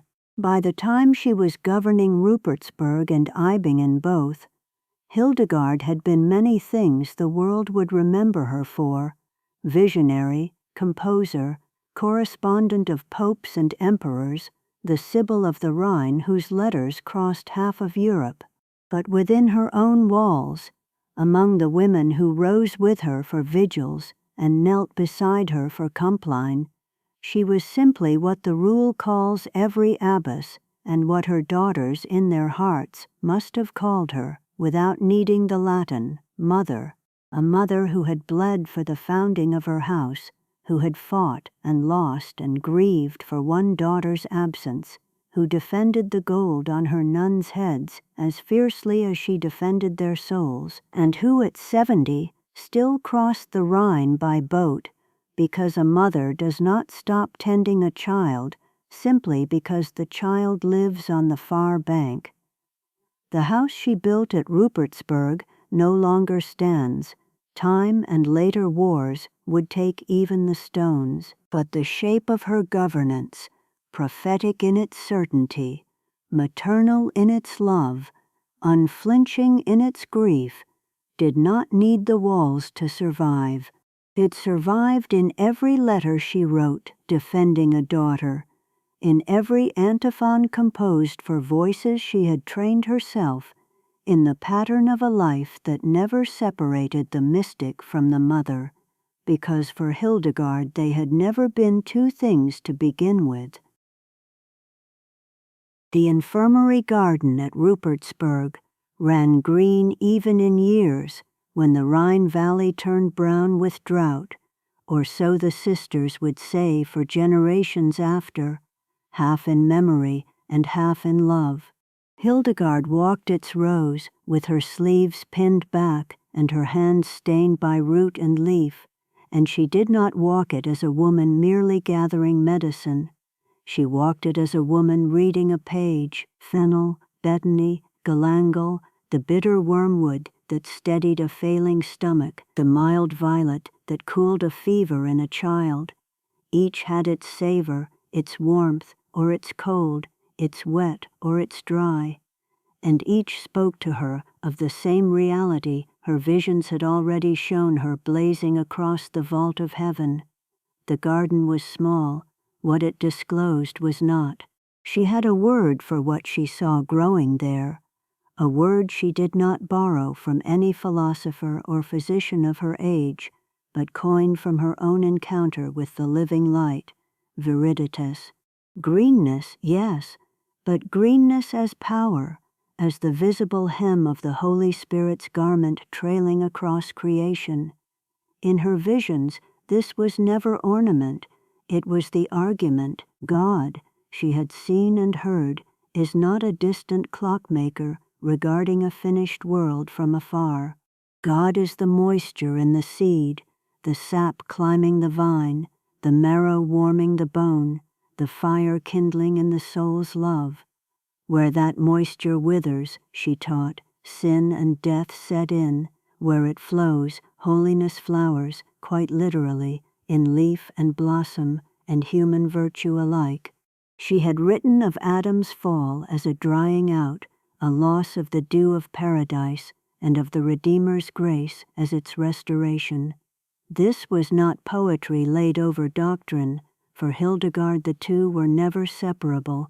The greening power was the Holy Spirit at work, and it worked everywhere at once, in the vine outside the cloister wall, in the blood moving beneath a sick woman's skin, in the trembling voice of a novice singing her first psalm. It is worth sitting with how startling a thing this was for a Benedictine abbess of the 12th century to insist upon, and how utterly natural it seemed to her to insist upon it. The rule of Benedict had always honored the body.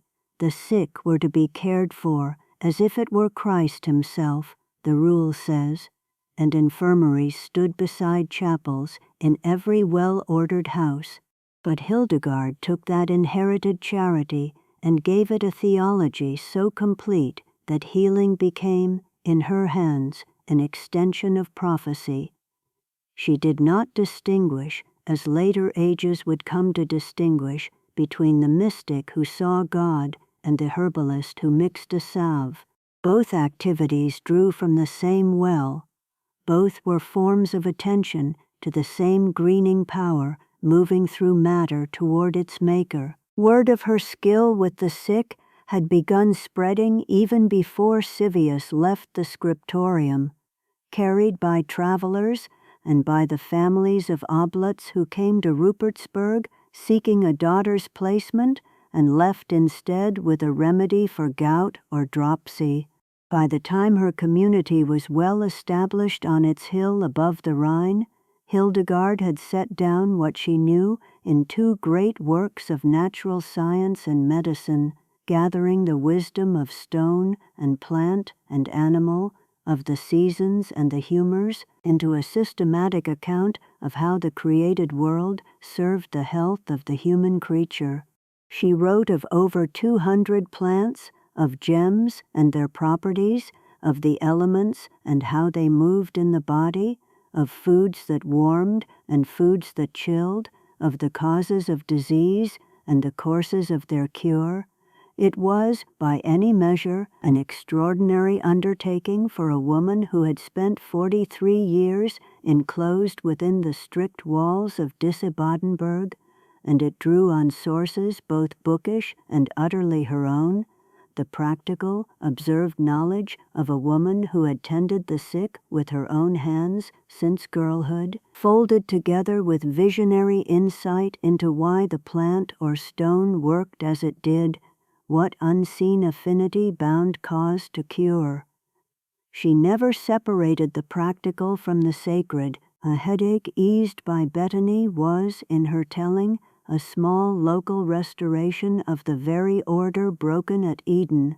The infirmary at Rupertsberg became known in time for a gentleness that matched its efficacy. Hildegard would not permit harsh purges or needless bleeding where a milder remedy might serve. She trusted the body's own inclination toward health, given the right nourishment, more than she trusted violent intervention. She counseled moderation in fasting even for her own nuns, worried that excessive austerity might quench rather than kindle the greening power in a young woman's frame. This drew occasional murmurs from stricter houses who suspected any comfort of laxity. Hildegard was unmoved. She had seen in vision a creation groaning not under too much life but too little, and she governed her infirmary and her cloister according to what she had seen, and she sang. It would be easy to treat her music as a separate gift, tacked on beside the visions and the healing as a pleasant accomplishment of an unusually gifted nun.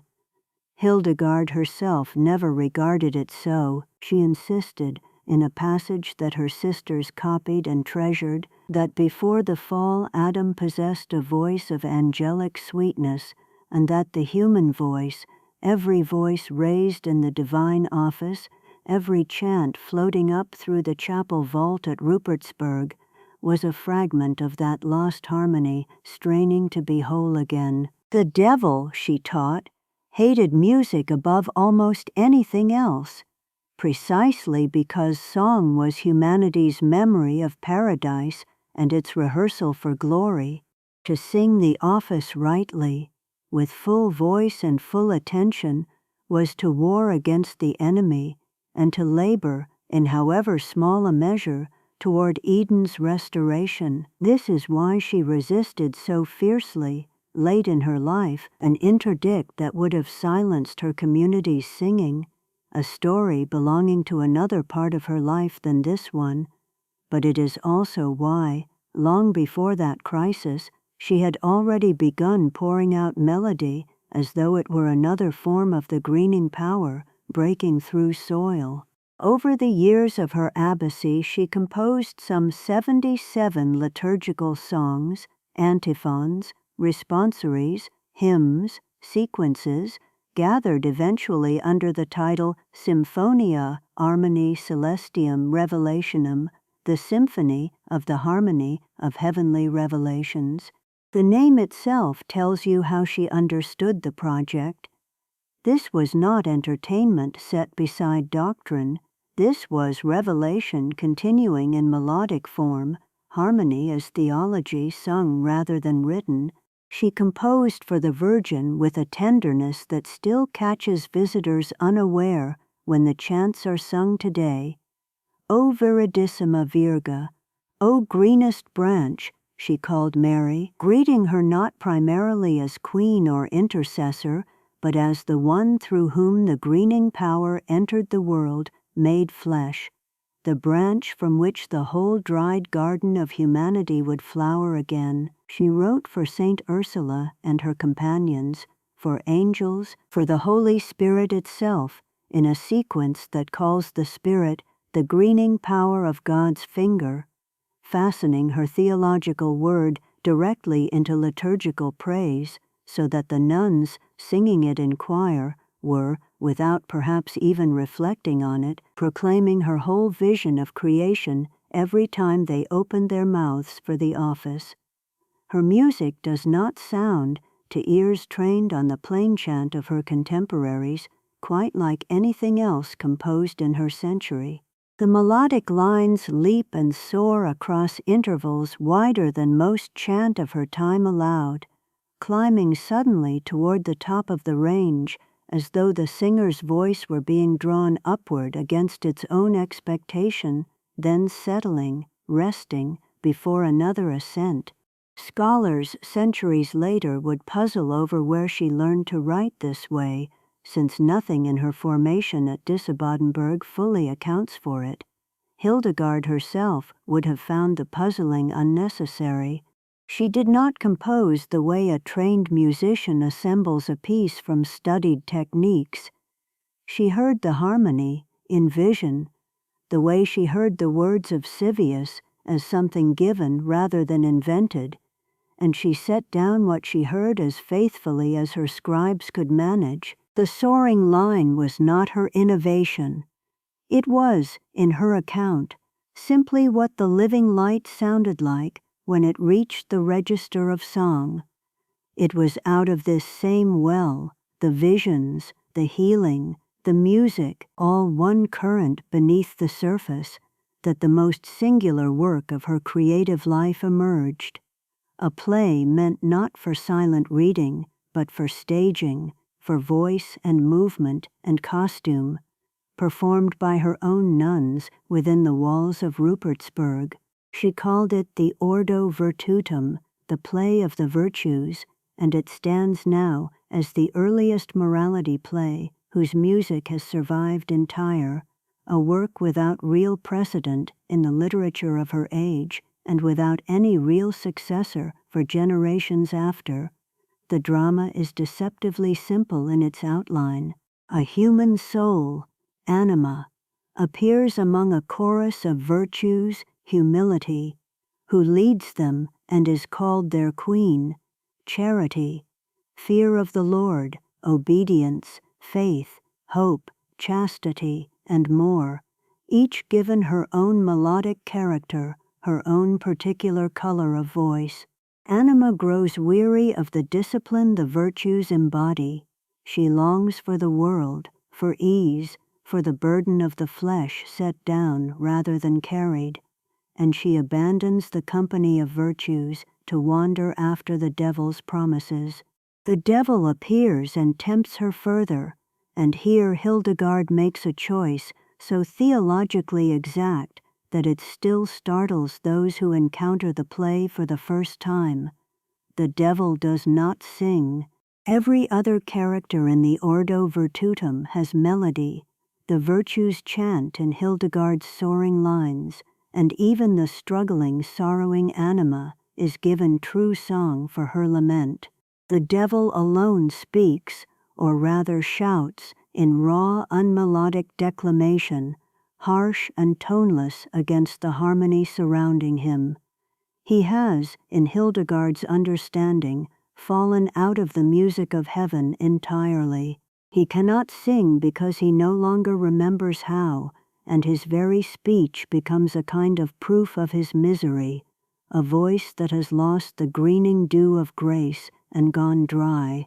Anima, worn down by the world she chose, cries out in anguish and is received back, not scorned, not merely forgiven from a distance, but drawn bodily back into the circle of virtues who had never stopped singing for her return.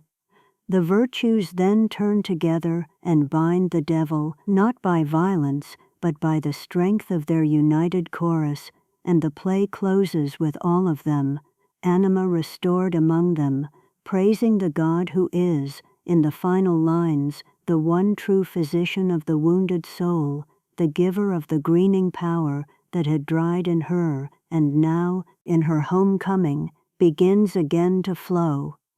It is not difficult to hear, beneath the play's surface story, the whole arc of Hildegard's community and her own governance folded quietly into dramatic form. She had spent years receiving into her house young women whose families had sometimes offered them for reasons far short of vocation, women who arrived frightened, resistant, homesick for a world the cloister asked them to relinquish. She had watched some of them struggle exactly as anima struggles in the play, drawn to ease, weary of discipline, tempted by a version of freedom that Hildegard, out of long experience and the deeper freedom of her visions, knew to be a kind of drying out disguised as liberty. The Ordo Virtutum was very likely performed by her own nuns, quite possibly at the consecration of the new church at Rupertsberg or on some comparable feast, each sister taking a virtue's part, one among them perhaps voicing anima's own wandering and return. To have watched it, robed in the church that Hildegard's own persistence had built, would have been to watch the community's inner life staged before it in song, every sister's private struggle given voice and melody, every sister's hope of perseverance sung back to her by her own choir. What strikes anyone who spends time with the Ordo Virtutum and with the Symphonia surrounding it is how utterly of a piece all this creative outpouring is with everything that came before it in Hildegard's life. The visions had shown her a cosmos alive with the living light and threaded through with Viriditas from its first page. The healing work in her infirmary and her books of natural science applied that same vision to root and blood and bone. The music applied it to breath and voice, understanding song as humanity's small rehearsal of the harmony lost at Eden and promised again in glory. And the Ordo Virtutum gathered every strand, vision, healing, music, government of souls, into a single dramatic action, the soul's fall and return, staged by the very women whose souls Hildegard had spent her abbacy shepherding. None of it was incidental to her prophecy. All of it was her prophecy, spoken in whatever tongue the moment required, visionary prose in Sivius, medical counsel in her books on nature, melody in the Symphonia, dramatic action in the Ordo Virtutum. She would have resisted, gently but firmly, any suggestion that these were separate accomplishments, to be admired one against another, the mystic set beside the physician, set beside the composer, set beside the playwright, as though four different women shared one convent cell. There was only ever one current running through her, one greening power she had first felt stirring in the hills above the Naher as a child too young to name it, first seen ablaze with meaning in the vision that broke her 43 years of silence, and now, in the full flowering of her abbacy, pouring outward into every form of making a human life allows, into garden and infirmary, into ink and parchment, into the trained and untrained voices of the women God had given her to shepherd. The dew that fell on Eden, dried by the fall, was in her telling being called back, drop by drop, wherever grace found an opening, in a sick woman's slow recovery, in a note held perfectly at the top of a nun's range, in the sung homecoming of a soul who had wandered and was welcomed back without a word of reproach. She was past 50 when much of this poured out, an age at which many of her contemporaries, monastic or lay, had settled into whatever quiet their years allowed.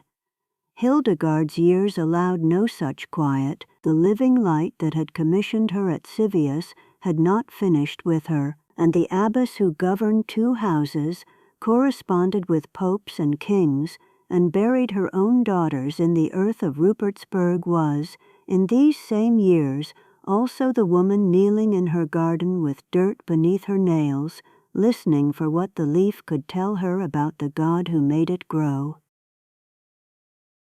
The boat that carried her down river in the summer of 1160 was a small one, built for cargo, not for an abbess in her 60s with a bad hip and a household of sisters praying for her safety back at Rupertsberg. Hildegard sat in the stern anyway, her cowl pulled against the river damp, watching the vineyards of the Rhine slide past toward Cologne. She was an old woman by the reckoning of her age. Most of her contemporaries who reached 60 stayed near the hearth, or the infirmary, or the grave. Hildegard was going to preach in the cathedral. This was the shape her life took in the 2 decades after the fire broke her silence. The woman who had spent 43 years hidden inside a rock now traveled the roads of the empire like a man of the world, a bishop, a legate, a queen on progress. 4 times she left Rupertsberg on journeys that took her weeks from home, into the great cities of the Rhineland and beyond, to Mainz, Würzburg, and Bamberg, to Trier and Metz, up the river to Cologne, south into Swabia as far as the Abbey of Zweifelten. She preached not in the cloister chapter house to her own nuns, which custom permitted a woman, but in the open assemblies of cathedrals and monasteries to canons and monks and crowds of the ordinary faithful, an act so far outside the bounds of what a woman was thought fit to do that later ages would find it almost impossible to credit, and simply forgot to mention it until the record itself reminded them it had happened. It is worth sitting with how strange this was, and how little Hildegard seemed to notice the strangeness. Paul's words to Timothy, "I permit no woman to teach," hung over every medieval discussion of women's voices in the church, and Hildegard herself never disputed the text or claimed exemption from it on her own authority. She simply said, again and again in her letters and prefaces, that she was not speaking. The living light was speaking, and she was the trumpet, the feather, the small and unschooled vessel through which a sound not her own was passing into the world. A trumpet does not sin against St. Paul by making noise. Neither, she insisted, did she. This distinction between the woman who spoke and the light that spoke through her was not a rhetorical shield she raised only in her writings and dropped once she was standing in front of a congregation. It was, by every account of those who heard her, how she actually preached. She did not lecture, she did not argue points of doctrine like a master disputing at Paris. She stood before the assembled clergy of Cologne and delivered what she said had been shown to her, plainly, urgently, sometimes weeping, and let the vision itself do the convicting.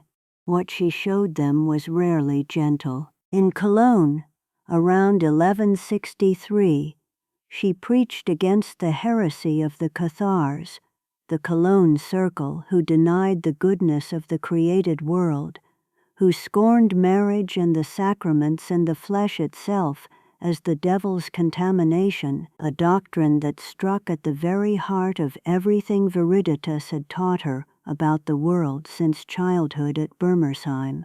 If the greening power moved through soil and blood and grain, through the ordinary marriage bed and the ordinary body, then to call the flesh evil was not asceticism, it was blasphemy against the Creator's own handiwork. Her sermon against the Cathars, later expanded and sent in writing to the cathedral clergy at their request, did not merely refute their errors point by point, it described the coming judgment on those who taught them, in language drawn directly from her visions, with the same unblinking authority she brought to the pages of Sivyas. The canons of Cologne, men trained in logic and canon law, asked a woman from a hilltop convent on the Rhine to put her sermon in writing so they might keep it. This alone tells us something about how they had come to regard her, and it was not only Cologne. Everywhere she went, the pattern repeated, corrupt or lax clergy singled out, the coming reckoning of God described without euphemism, and a call, never gentle, never merely pastoral, to repentance before it was too late. She preached at Trier before Archbishop Hillen and his canons on the failures of the clergy to live as their calling demanded.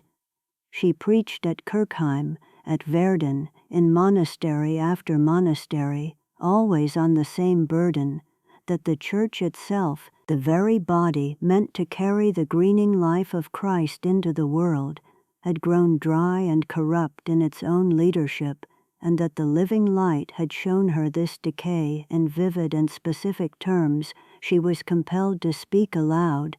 A frail woman past 60, riding donkeys and river barges across the width of the empire to tell bishops to their faces that they had failed their flocks. There is no comfortable way to soften what this required of her, and no reason we should want to. The letters magnify this same voice 100-fold, because where her body could travel to only a handful of cities in a single lifetime, her pen reached everywhere.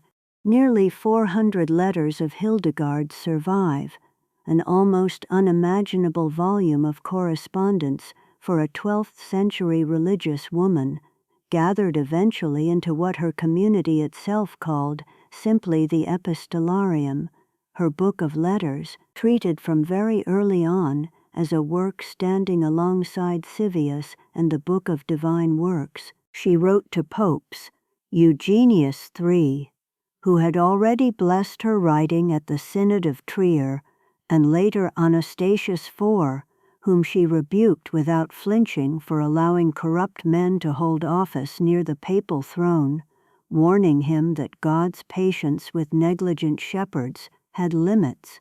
She wrote to Alexander III during the long agony of the papal schism, when rival claimants to Peter's chair split the loyalty of half of Christendom, urging faithfulness to the true pope with the same directness she used addressing a wayward parish priest.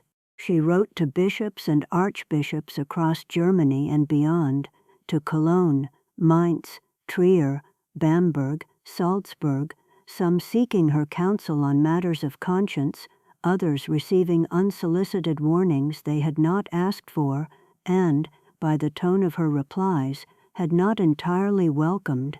She wrote to abbots and abbesses, seeking guidance on the religious life, on obedience, on the discernment of true visions from false ones, a subject on which her own hard-won authority made her the obvious court of appeal for anxious superiors, uncertain whether a nun's ecstasy in their own house was of God or of something less trustworthy. She wrote to kings, and she wrote, most famously and most fearlessly, to the Holy Roman Emperor himself, Frederick Barbarossa, Frederick of the Red Beard, the most powerful secular ruler in Europe, a man who would go on to install one anti-pope after another against the legitimate successors of Peter when it suited his politics, received at least 4 letters from the abbess of Rupertsberg, and he seems, remarkably, to have taken them seriously enough to grant her community an imperial charter of protection. But taking her seriously did not mean she softened her tone for him. In one letter, addressing him not as Frederick, but simply as "O King," she delivered a warning in the voice of the vision itself that unless he ruled with justice and turned from supporting schism in the Church, the eye of divine judgment would darken toward him, and his reign would grow troubled. This is not diplomatic language. It is the language of an Old Testament prophet standing before a throne, and Hildegard used it because she believed, without any performance of humility to disguise the belief, that the living light had shown her exactly this and required her to say it plainly, whatever the cost to her standing with the most powerful man in the West. It would be easy to imagine a woman who wrote such letters as fierce or hard or consumed by the drama of her own authority. The correspondence does not support that picture. Alongside the letters to popes and emperors sit dozens to ordinary troubled souls, a nun uncertain of her vocation, a mother anxious for a wayward son, a monk plagued by scruples of conscience, a fellow visionary seeking to know whether her own raptures were genuine. To these correspondents Hildegard wrote with a gentleness that never appears in her letters to negligent bishops, because the register of her voice changed with the need before her, not with her own mood.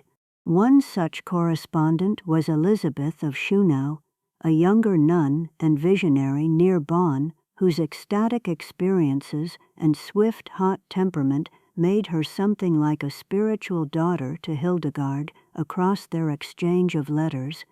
Elizabeth wrote, seeking confirmation, comfort, and counsel from the older woman whose visionary authority was already, by the 1150s, beyond serious dispute in the Rhineland.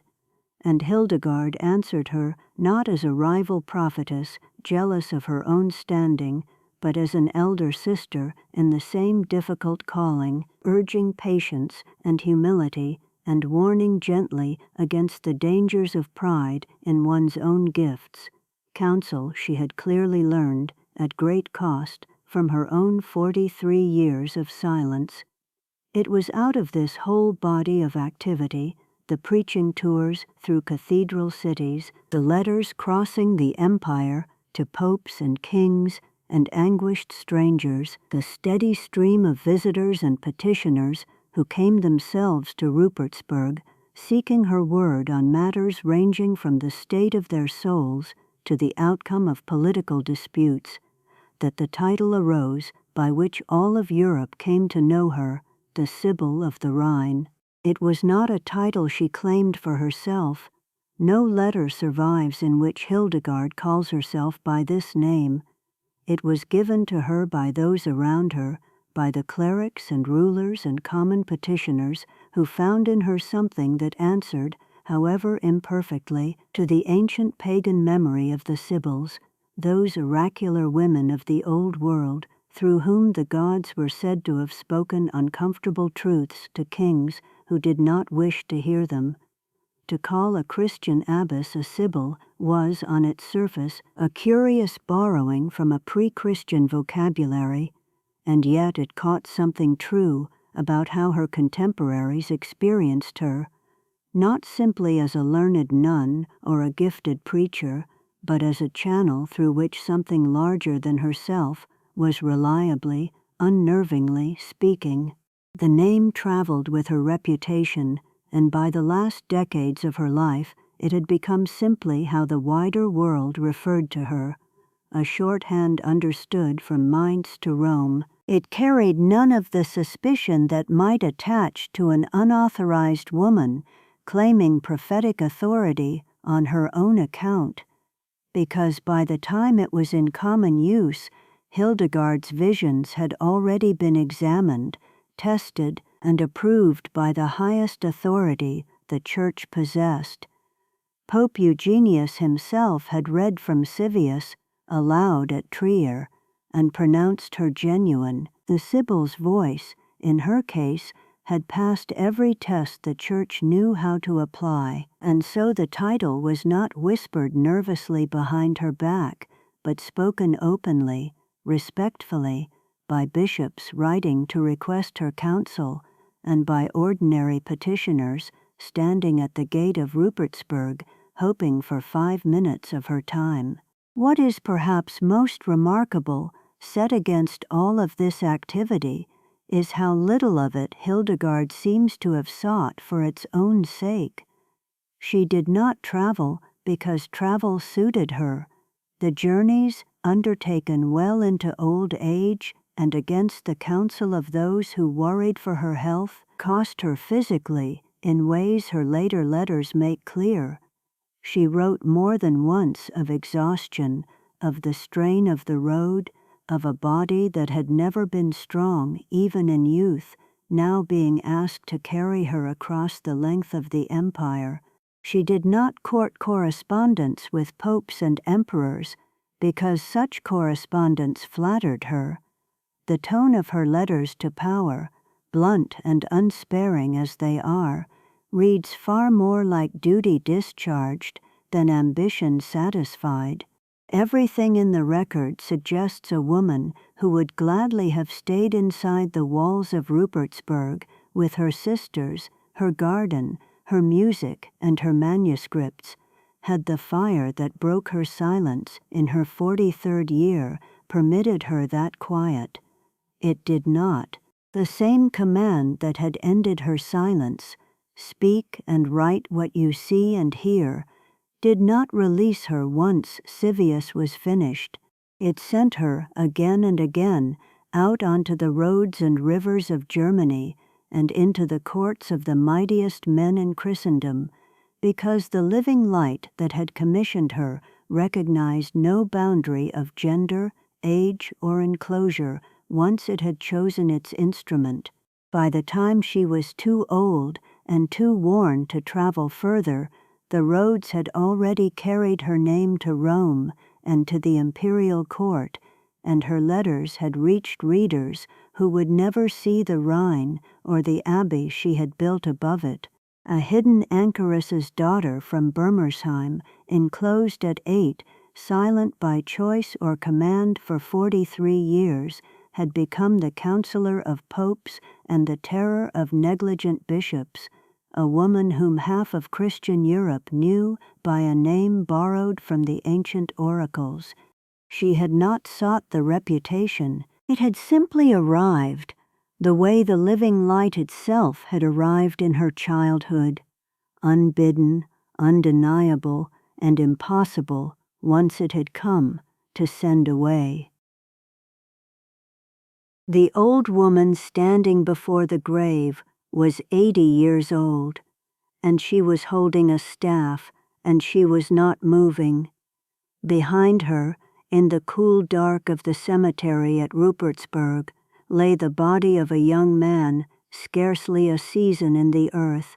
He had been, by the world's reckoning, a nobleman under excommunication when he died, a sentence laid on him for reasons the record does not preserve in full, though it seems to have touched some rebellion against church authority earlier in his life. But he had been reconciled before his death. He had received the sacraments. He had died, Hildegard was certain, in the peace of Christ, and she had buried him in her own consecrated ground among her own daughters and the good families of the Rhineland who trusted her house with their dead. The prelates of Mainz did not see it that way. Word reached the cathedral chapter that an excommunicate lay buried in sanctified soil at Rupertsberg, and the demand came back swift and absolute. The body must be exhumed and removed to unconsecrated ground, or the whole abbey would lie under interdict. It was the spring of 1178. Hildegard of Bingen was in the last year of her life, though she did not yet know how short that year would be. 40 years an abbess, a doctor before the world had the word for it. The Sibyl of the Rhine, consulted by popes and emperors, correspondent of Bernard of Clairvaux, author of Civius and the Book of Life's Merits and the Book of Divine Works, composer of 77 songs and the Ordo Virtutum, physician to the sick of 3 counties, and now an old woman with a staff, walking out to a grave she would not give up. She went to the cemetery alone, so far as we know, and she used her staff to smooth over every trace of the burial place, so that the exact grave could no longer be found among the others. Whether this was defiance or simple mercy, sparing the dead man a second, posthumous humiliation, the chapter at Mainz did not receive it as mercy. The interdict fell on Rupertsberg. An interdict is a heavy thing, heavier perhaps than modern ears easily hear. It meant no Mass could be said within the abbey walls, no Eucharist for the sisters who had given their whole lives to Christ within that enclosure, no burial rites for whoever might die under the sentence. And this is the wound that cut Hildegard nearest the bone.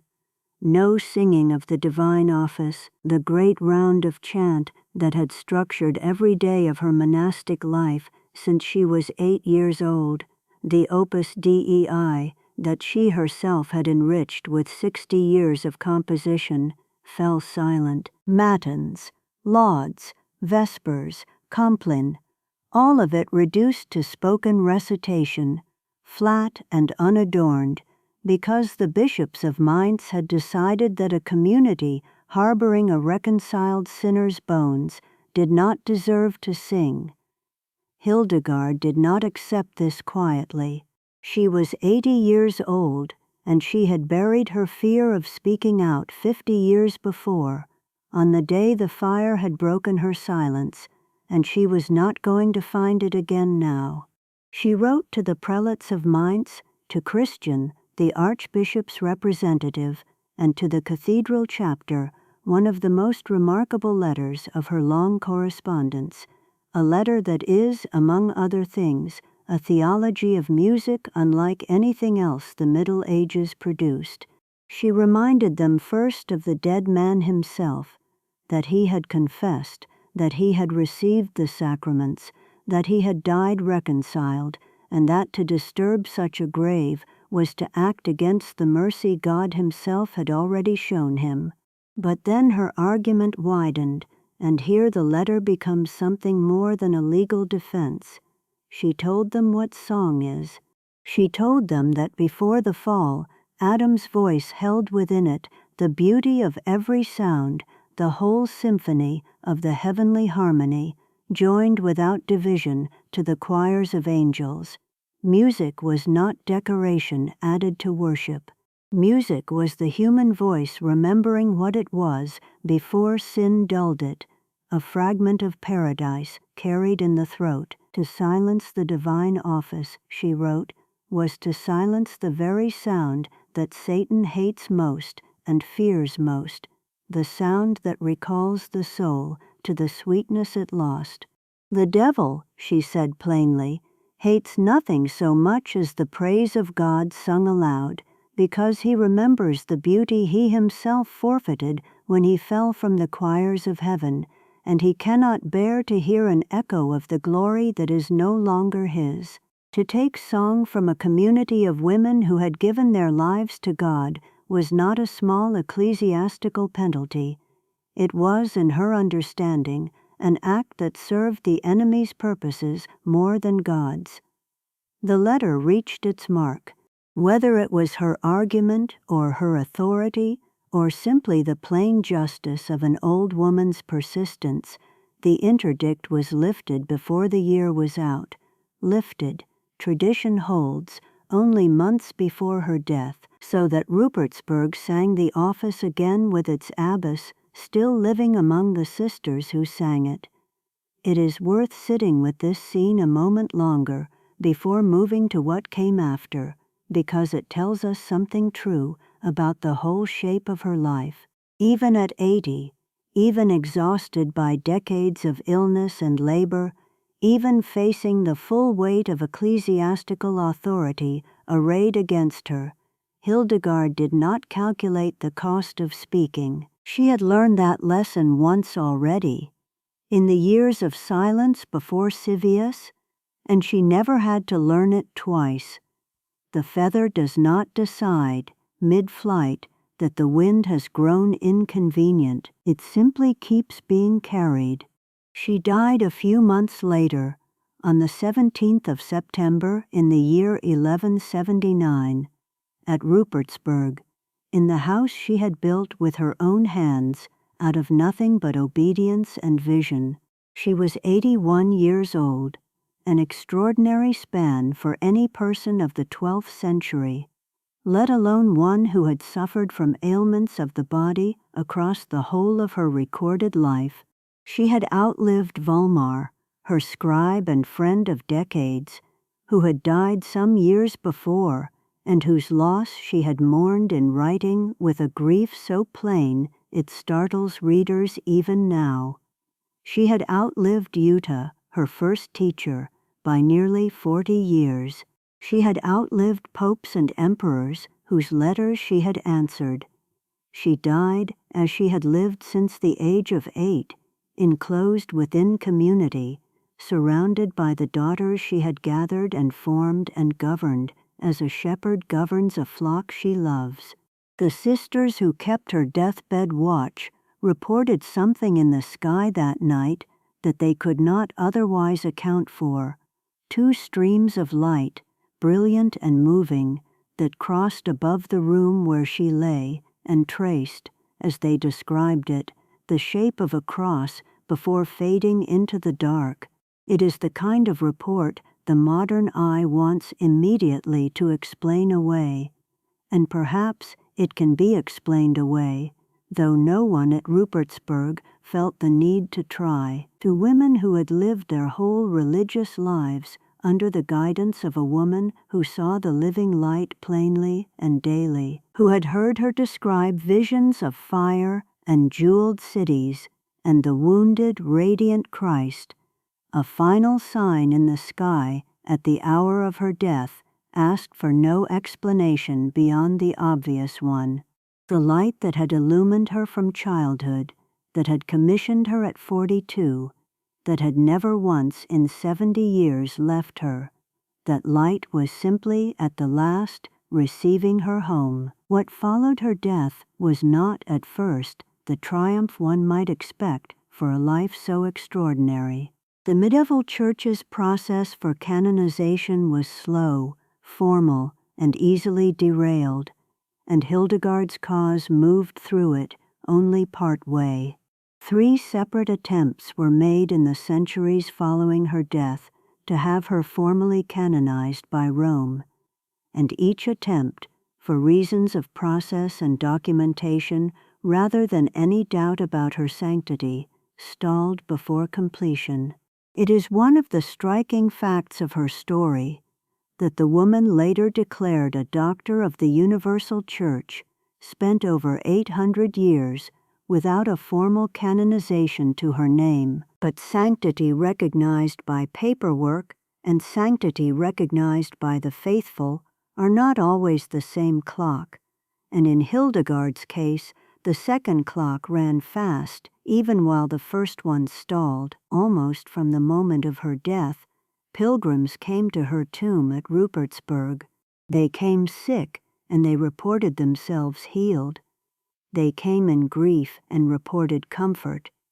The local church around Bingen and along the Rhine never treated her as anything less than a saint, whatever Rome's formal machinery had or had not certified, and her cultus, the quiet, persistent, grassroots devotion of ordinary people who trusted her intercession, simply continued, generation after generation, largely undisturbed by the absence of an official decree.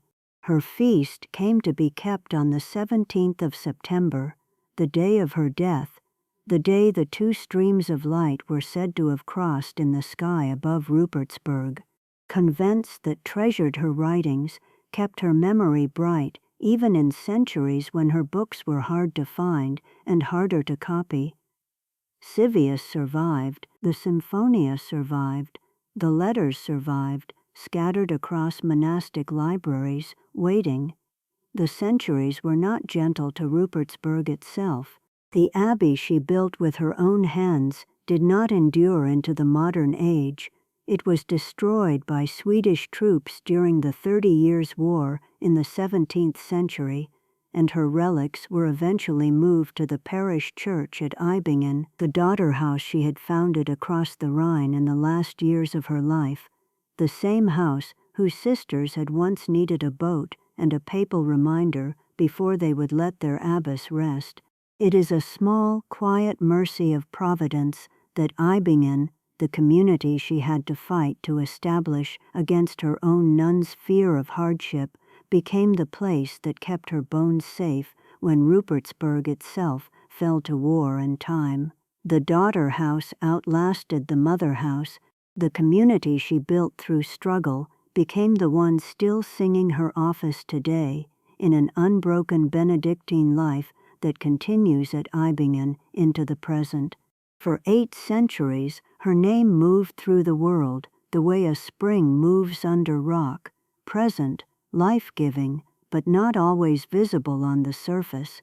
Scholars in certain ages knew her chiefly as a naturalist and physician, and copied her medical writings without much attention to the visionary theology that had produced them. Musicians in other ages barely knew her at all until the 20th century's revival of early music rediscovered the Symphonia and found, to considerable astonishment, that a woman of the 12th century had composed melodic lines of such soaring, unbounded range that modern singers found them difficult to voice. Theologians rediscovered her as a doctor of creation whose vision of Viriditas, the greening power poured out through every living thing, seemed to speak with startling freshness to an age hungry for exactly that theology of nature. Each rediscovery came in its own generation's language, but each one was finding the same living source. The light she had always insisted was not her own invention, but God's gift, freely given, meant to be shared. Rome's slower clock finally caught up to the faithful's certainty in the year 2012. On the 10th of May that year, Pope Benedict XVI extended Hildegard's cultus to the Universal Church, an act of equivalent canonization, formally recognizing what the pilgrims at her tomb and the sisters at Eibingen and the readers of her books across 8 centuries had never doubted. And then, on the 7th of October 2012, in a ceremony in Rome, Pope Benedict named her a Doctor of the Church, one of only a handful of women ever to receive that title, joining Catherine of Siena and Teresa of Avila in a company so small it can be counted on 2 hands. The title means, precisely, that the Church has examined the whole body of a person's writing and teaching and found it to be of universal and enduring value, not simply admirable for its age, not simply remarkable for having been written by a woman in a century that gave women few platforms, but true and needed for the whole Church in every age, including our own. It had taken 833 years, but it is worth remembering, standing at this distance, that the title changed nothing about what Hildegard was. She did not become a doctor of the Church in 2012. She was recognized as one, the world at last, arriving at what the living light had made plain to her all along, on the day she was 42 years old, and the fire broke through the shell of her long silence. The feather does not become a feather when the world notices it is flying. It was flying all along, carried on a wind it never once mistook for its own strength. She is buried now, her relics gathered and kept with honor at the parish church of Bingen, within sight of the hills above the Rhine, where a small, sickly girl once watched the green things grow and knew, before she had words for it, that something moved beneath the surface of the world, binding root to leaf to sky. The Benedictine sisters of St.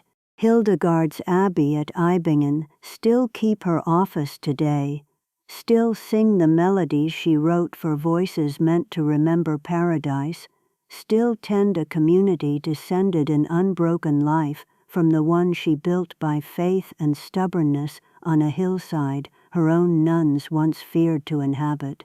Pilgrims still come. The healings reported at her tomb across the centuries were never many compared to the great shrines of Christendom, but they were never absent either, and the quiet, steady devotion of the ordinary faithful, farmers and mothers, and the sick who had nowhere else to turn, proved, in the end, more durable than any bureaucratic delay. Rome moves slowly. The living light does not wait for Rome. What remains, 8.5 centuries after an old woman stood over a smoothed-over grave and refused to let silence win, is not merely a historical curiosity or a medieval oddity rescued by modern taste. It is a whole voice, still audible, still singing, Sivius still read, the symphonia still performed in cathedrals and concert halls that never dreamed a 12th century abbess would fill their programs, the Ordo Virtutum still staged as a work of living theater and not a museum piece, the letters to popes and kings still quoted by preachers who need her fire. She said herself that she was a feather on the breath of God, too weak to fly by any strength of her own. 800 years of that flight, still rising, suggest the breath behind her never once grew still. The door was small. You have already seen it, the door of the anchorage cell at Disibodenberg, sealed shut over a girl of 8 and the woman who would form her so that the world might believe 2 people had gone into the earth like grain and would not come out again. For years that was the only door in this story, narrow, final, closed. By the time Hildegard died at Rupertsberg in September of 1179, the door had become something else entirely. Popes wrote to her, emperors sought her counsel. Crowds gathered in the naves of Cologne and Trier and Mainz to hear a woman past 60 preach with the voice of the prophets. The small door of her enclosure had opened onto the whole of Christendom, and it has never really closed since. It opens now, in fact, onto you, onto whatever led you to pick up this book and read this far, into a life you perhaps did not know until these pages, or knew only as a name attached to a chant you once heard and could not forget. This has been a portrait, not the whole gallery, 9 short movements meant to let you stand close enough to Hildegard of Bingen to feel the warmth coming off her, the child seeing the living light before she had words for it, the anchoress pressing her ear to a wall for 42 years, the abbess governing a household of souls, the composer setting the greening power to music, the old woman still singing while excommunication hung over her house like weather. If this book has done its work, you have not finished with her, you have only just met her, and a true meeting always asks for more time together, not less. That is what the 3 full volumes of her life are for. They exist because 9 chapters, however carefully built, cannot hold a life that took 81 years to live and has taken nearly 900 to be understood. What follows here is not a sales pitch, but an honest map, what each volume holds, so that you can choose where to go next, or choose to go through all 3 doors in turn, as I hope you will. The first volume is called A Feather on the Breath of God, and the title is hers before it is ours. Late in her life, writing to a monk named Guibert of Gembloux, who had asked her, with real hunger, what it was like to see as she saw, Hildegard answered him with an image she must have turned over in prayer for years, that she was like a feather, carried where the wind of God chose to carry her, having no strength or stability of her own. It is one of the most disarming lines any mystic has ever written about herself. No claim to power, no defense of her own gifts, only the confession of a woman entirely borne along. That image gives its name to the volume that tells the story of her hidden years, because hiddenness and being carried are, in Hildegard's own understanding, the same condition seen from 2 angles. In that first book you will meet the 10th child of Hildebert and Mechthild of Bermersheim, tithed to God the way a farmer sets aside the 10th sheaf, and you will sit with what it meant for a family in the year 1106 to hand over a small daughter as an offering, not out of coldness as it can seem to us now, but out of a piety that believed the best a family could give God was its best gift. You will go with her into the cell built onto the church wall at Disibodenberg, where Jutta of Spundheim, herself barely a woman grown, took the child into a life of enclosure that the medieval church understood as a kind of living burial and a kind of living resurrection at once. You will stay with her through the slow years that followed, the ones this portrait could only gesture toward as the single cell grew, against every expectation, into a community of noblewomen drawn by rumor of Jutta's holiness, and as the silent girl became a silent woman who copied psalters, learned the round of the monastic hours, and said almost nothing about the light that had never stopped visiting her since she was 3 years old. The first volume dwells longest in the dark, because that is where Hildegard herself dwelt longest. It asks you to be patient the way she was patient, through Jutta's death in 1136, through Hildegard's sudden and reluctant election as magistra of a house she had never expected to lead, through the years afterward when she still told almost no one what she saw, and it carries you to the edge of the year 1141, to the illness that came over her like a burning, to the voice that finally said what it had been waiting 42 years to say, "Cry out, therefore, and write thus." The volume ends there, at the threshold, because that is where the woman herself stood for so long before she stepped through. If you want to understand how a soul is formed for greatness in near total silence, how obscurity is not the opposite of destiny, but its workshop, this is the book that will teach you. The second volume takes its name from the work that silence finally produced, Civius, which means, simply and immensely, know the ways. This is the volume of going public. It opens with the fire that broke the 42 years, with Hildegard dictating to the monk Volmar and to her beloved companion Richardus von Stade, describing what she saw in images so strange and so exact that no one who heard them could mistake them for ordinary devotion. It follows the visions themselves, the 26 great scenes of creation, redemption, and the Church's long labor through history, as they took shape on the page over the following decade, shaped also, unforgettably, into the illuminated images that the nuns of her own house painted, images unlike anything the medieval church had produced before or would produce again. This is the volume where you will watch the wider church test her.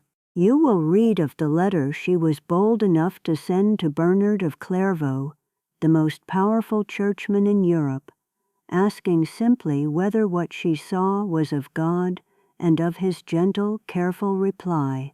You will stand at the Synod of Trier in 1147 and 1148, where Pope Eugenius III himself had portions of her unfinished book read aloud to the assembled bishops, and where the Church, cautiously and then wholeheartedly, said yes.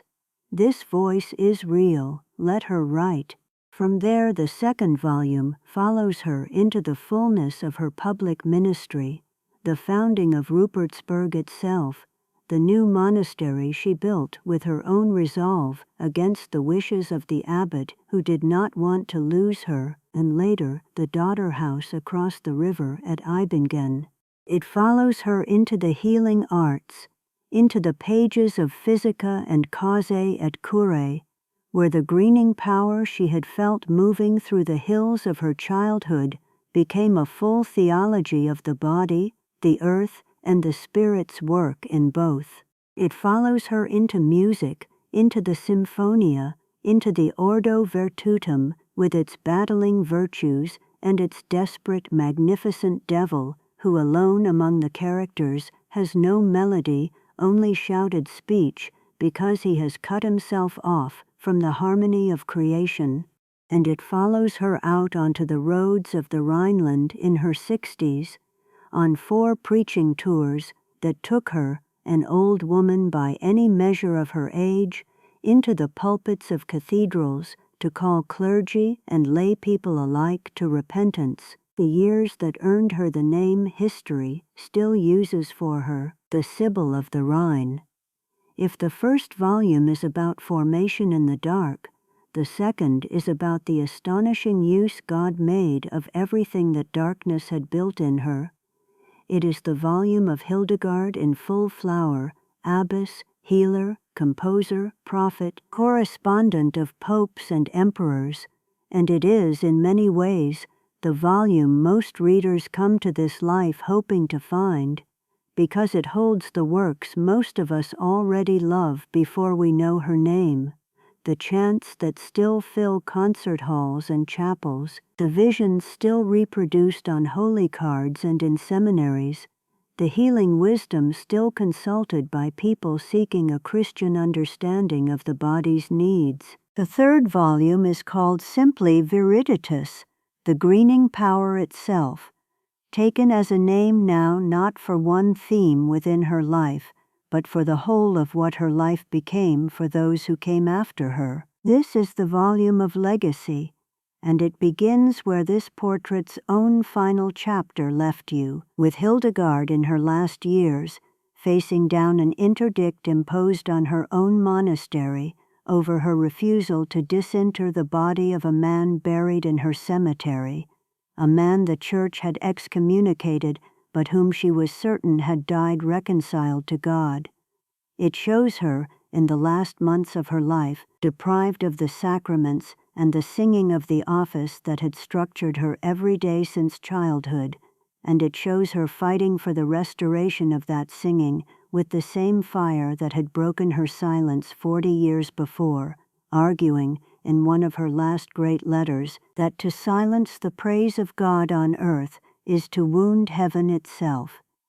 It carries her to her death on the 17th of September, 1179, in the arms of her own community, at the monastery she had built with her own will and God's. But Viriditas does not end at her grave, because Hildegard's life, understood rightly, did not end there either.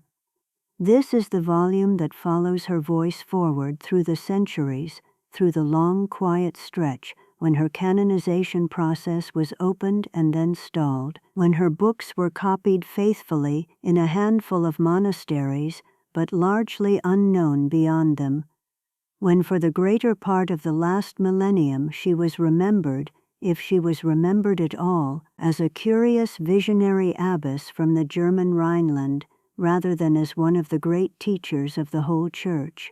It follows the slow recovery of her music in the 20th century, when recordings of the Symphonia found audiences who had never heard chant like it and did not know it was 800 years old, and it arrives, at last, at October of 2012, when Pope Benedict XVI named her a Doctor of the Church, one of only a handful of women ever to receive that title, recognizing formally what had been true all along, that her writings carry a value for the whole household of faith, not merely for her own daughters at Rupertsberg and Eibingen.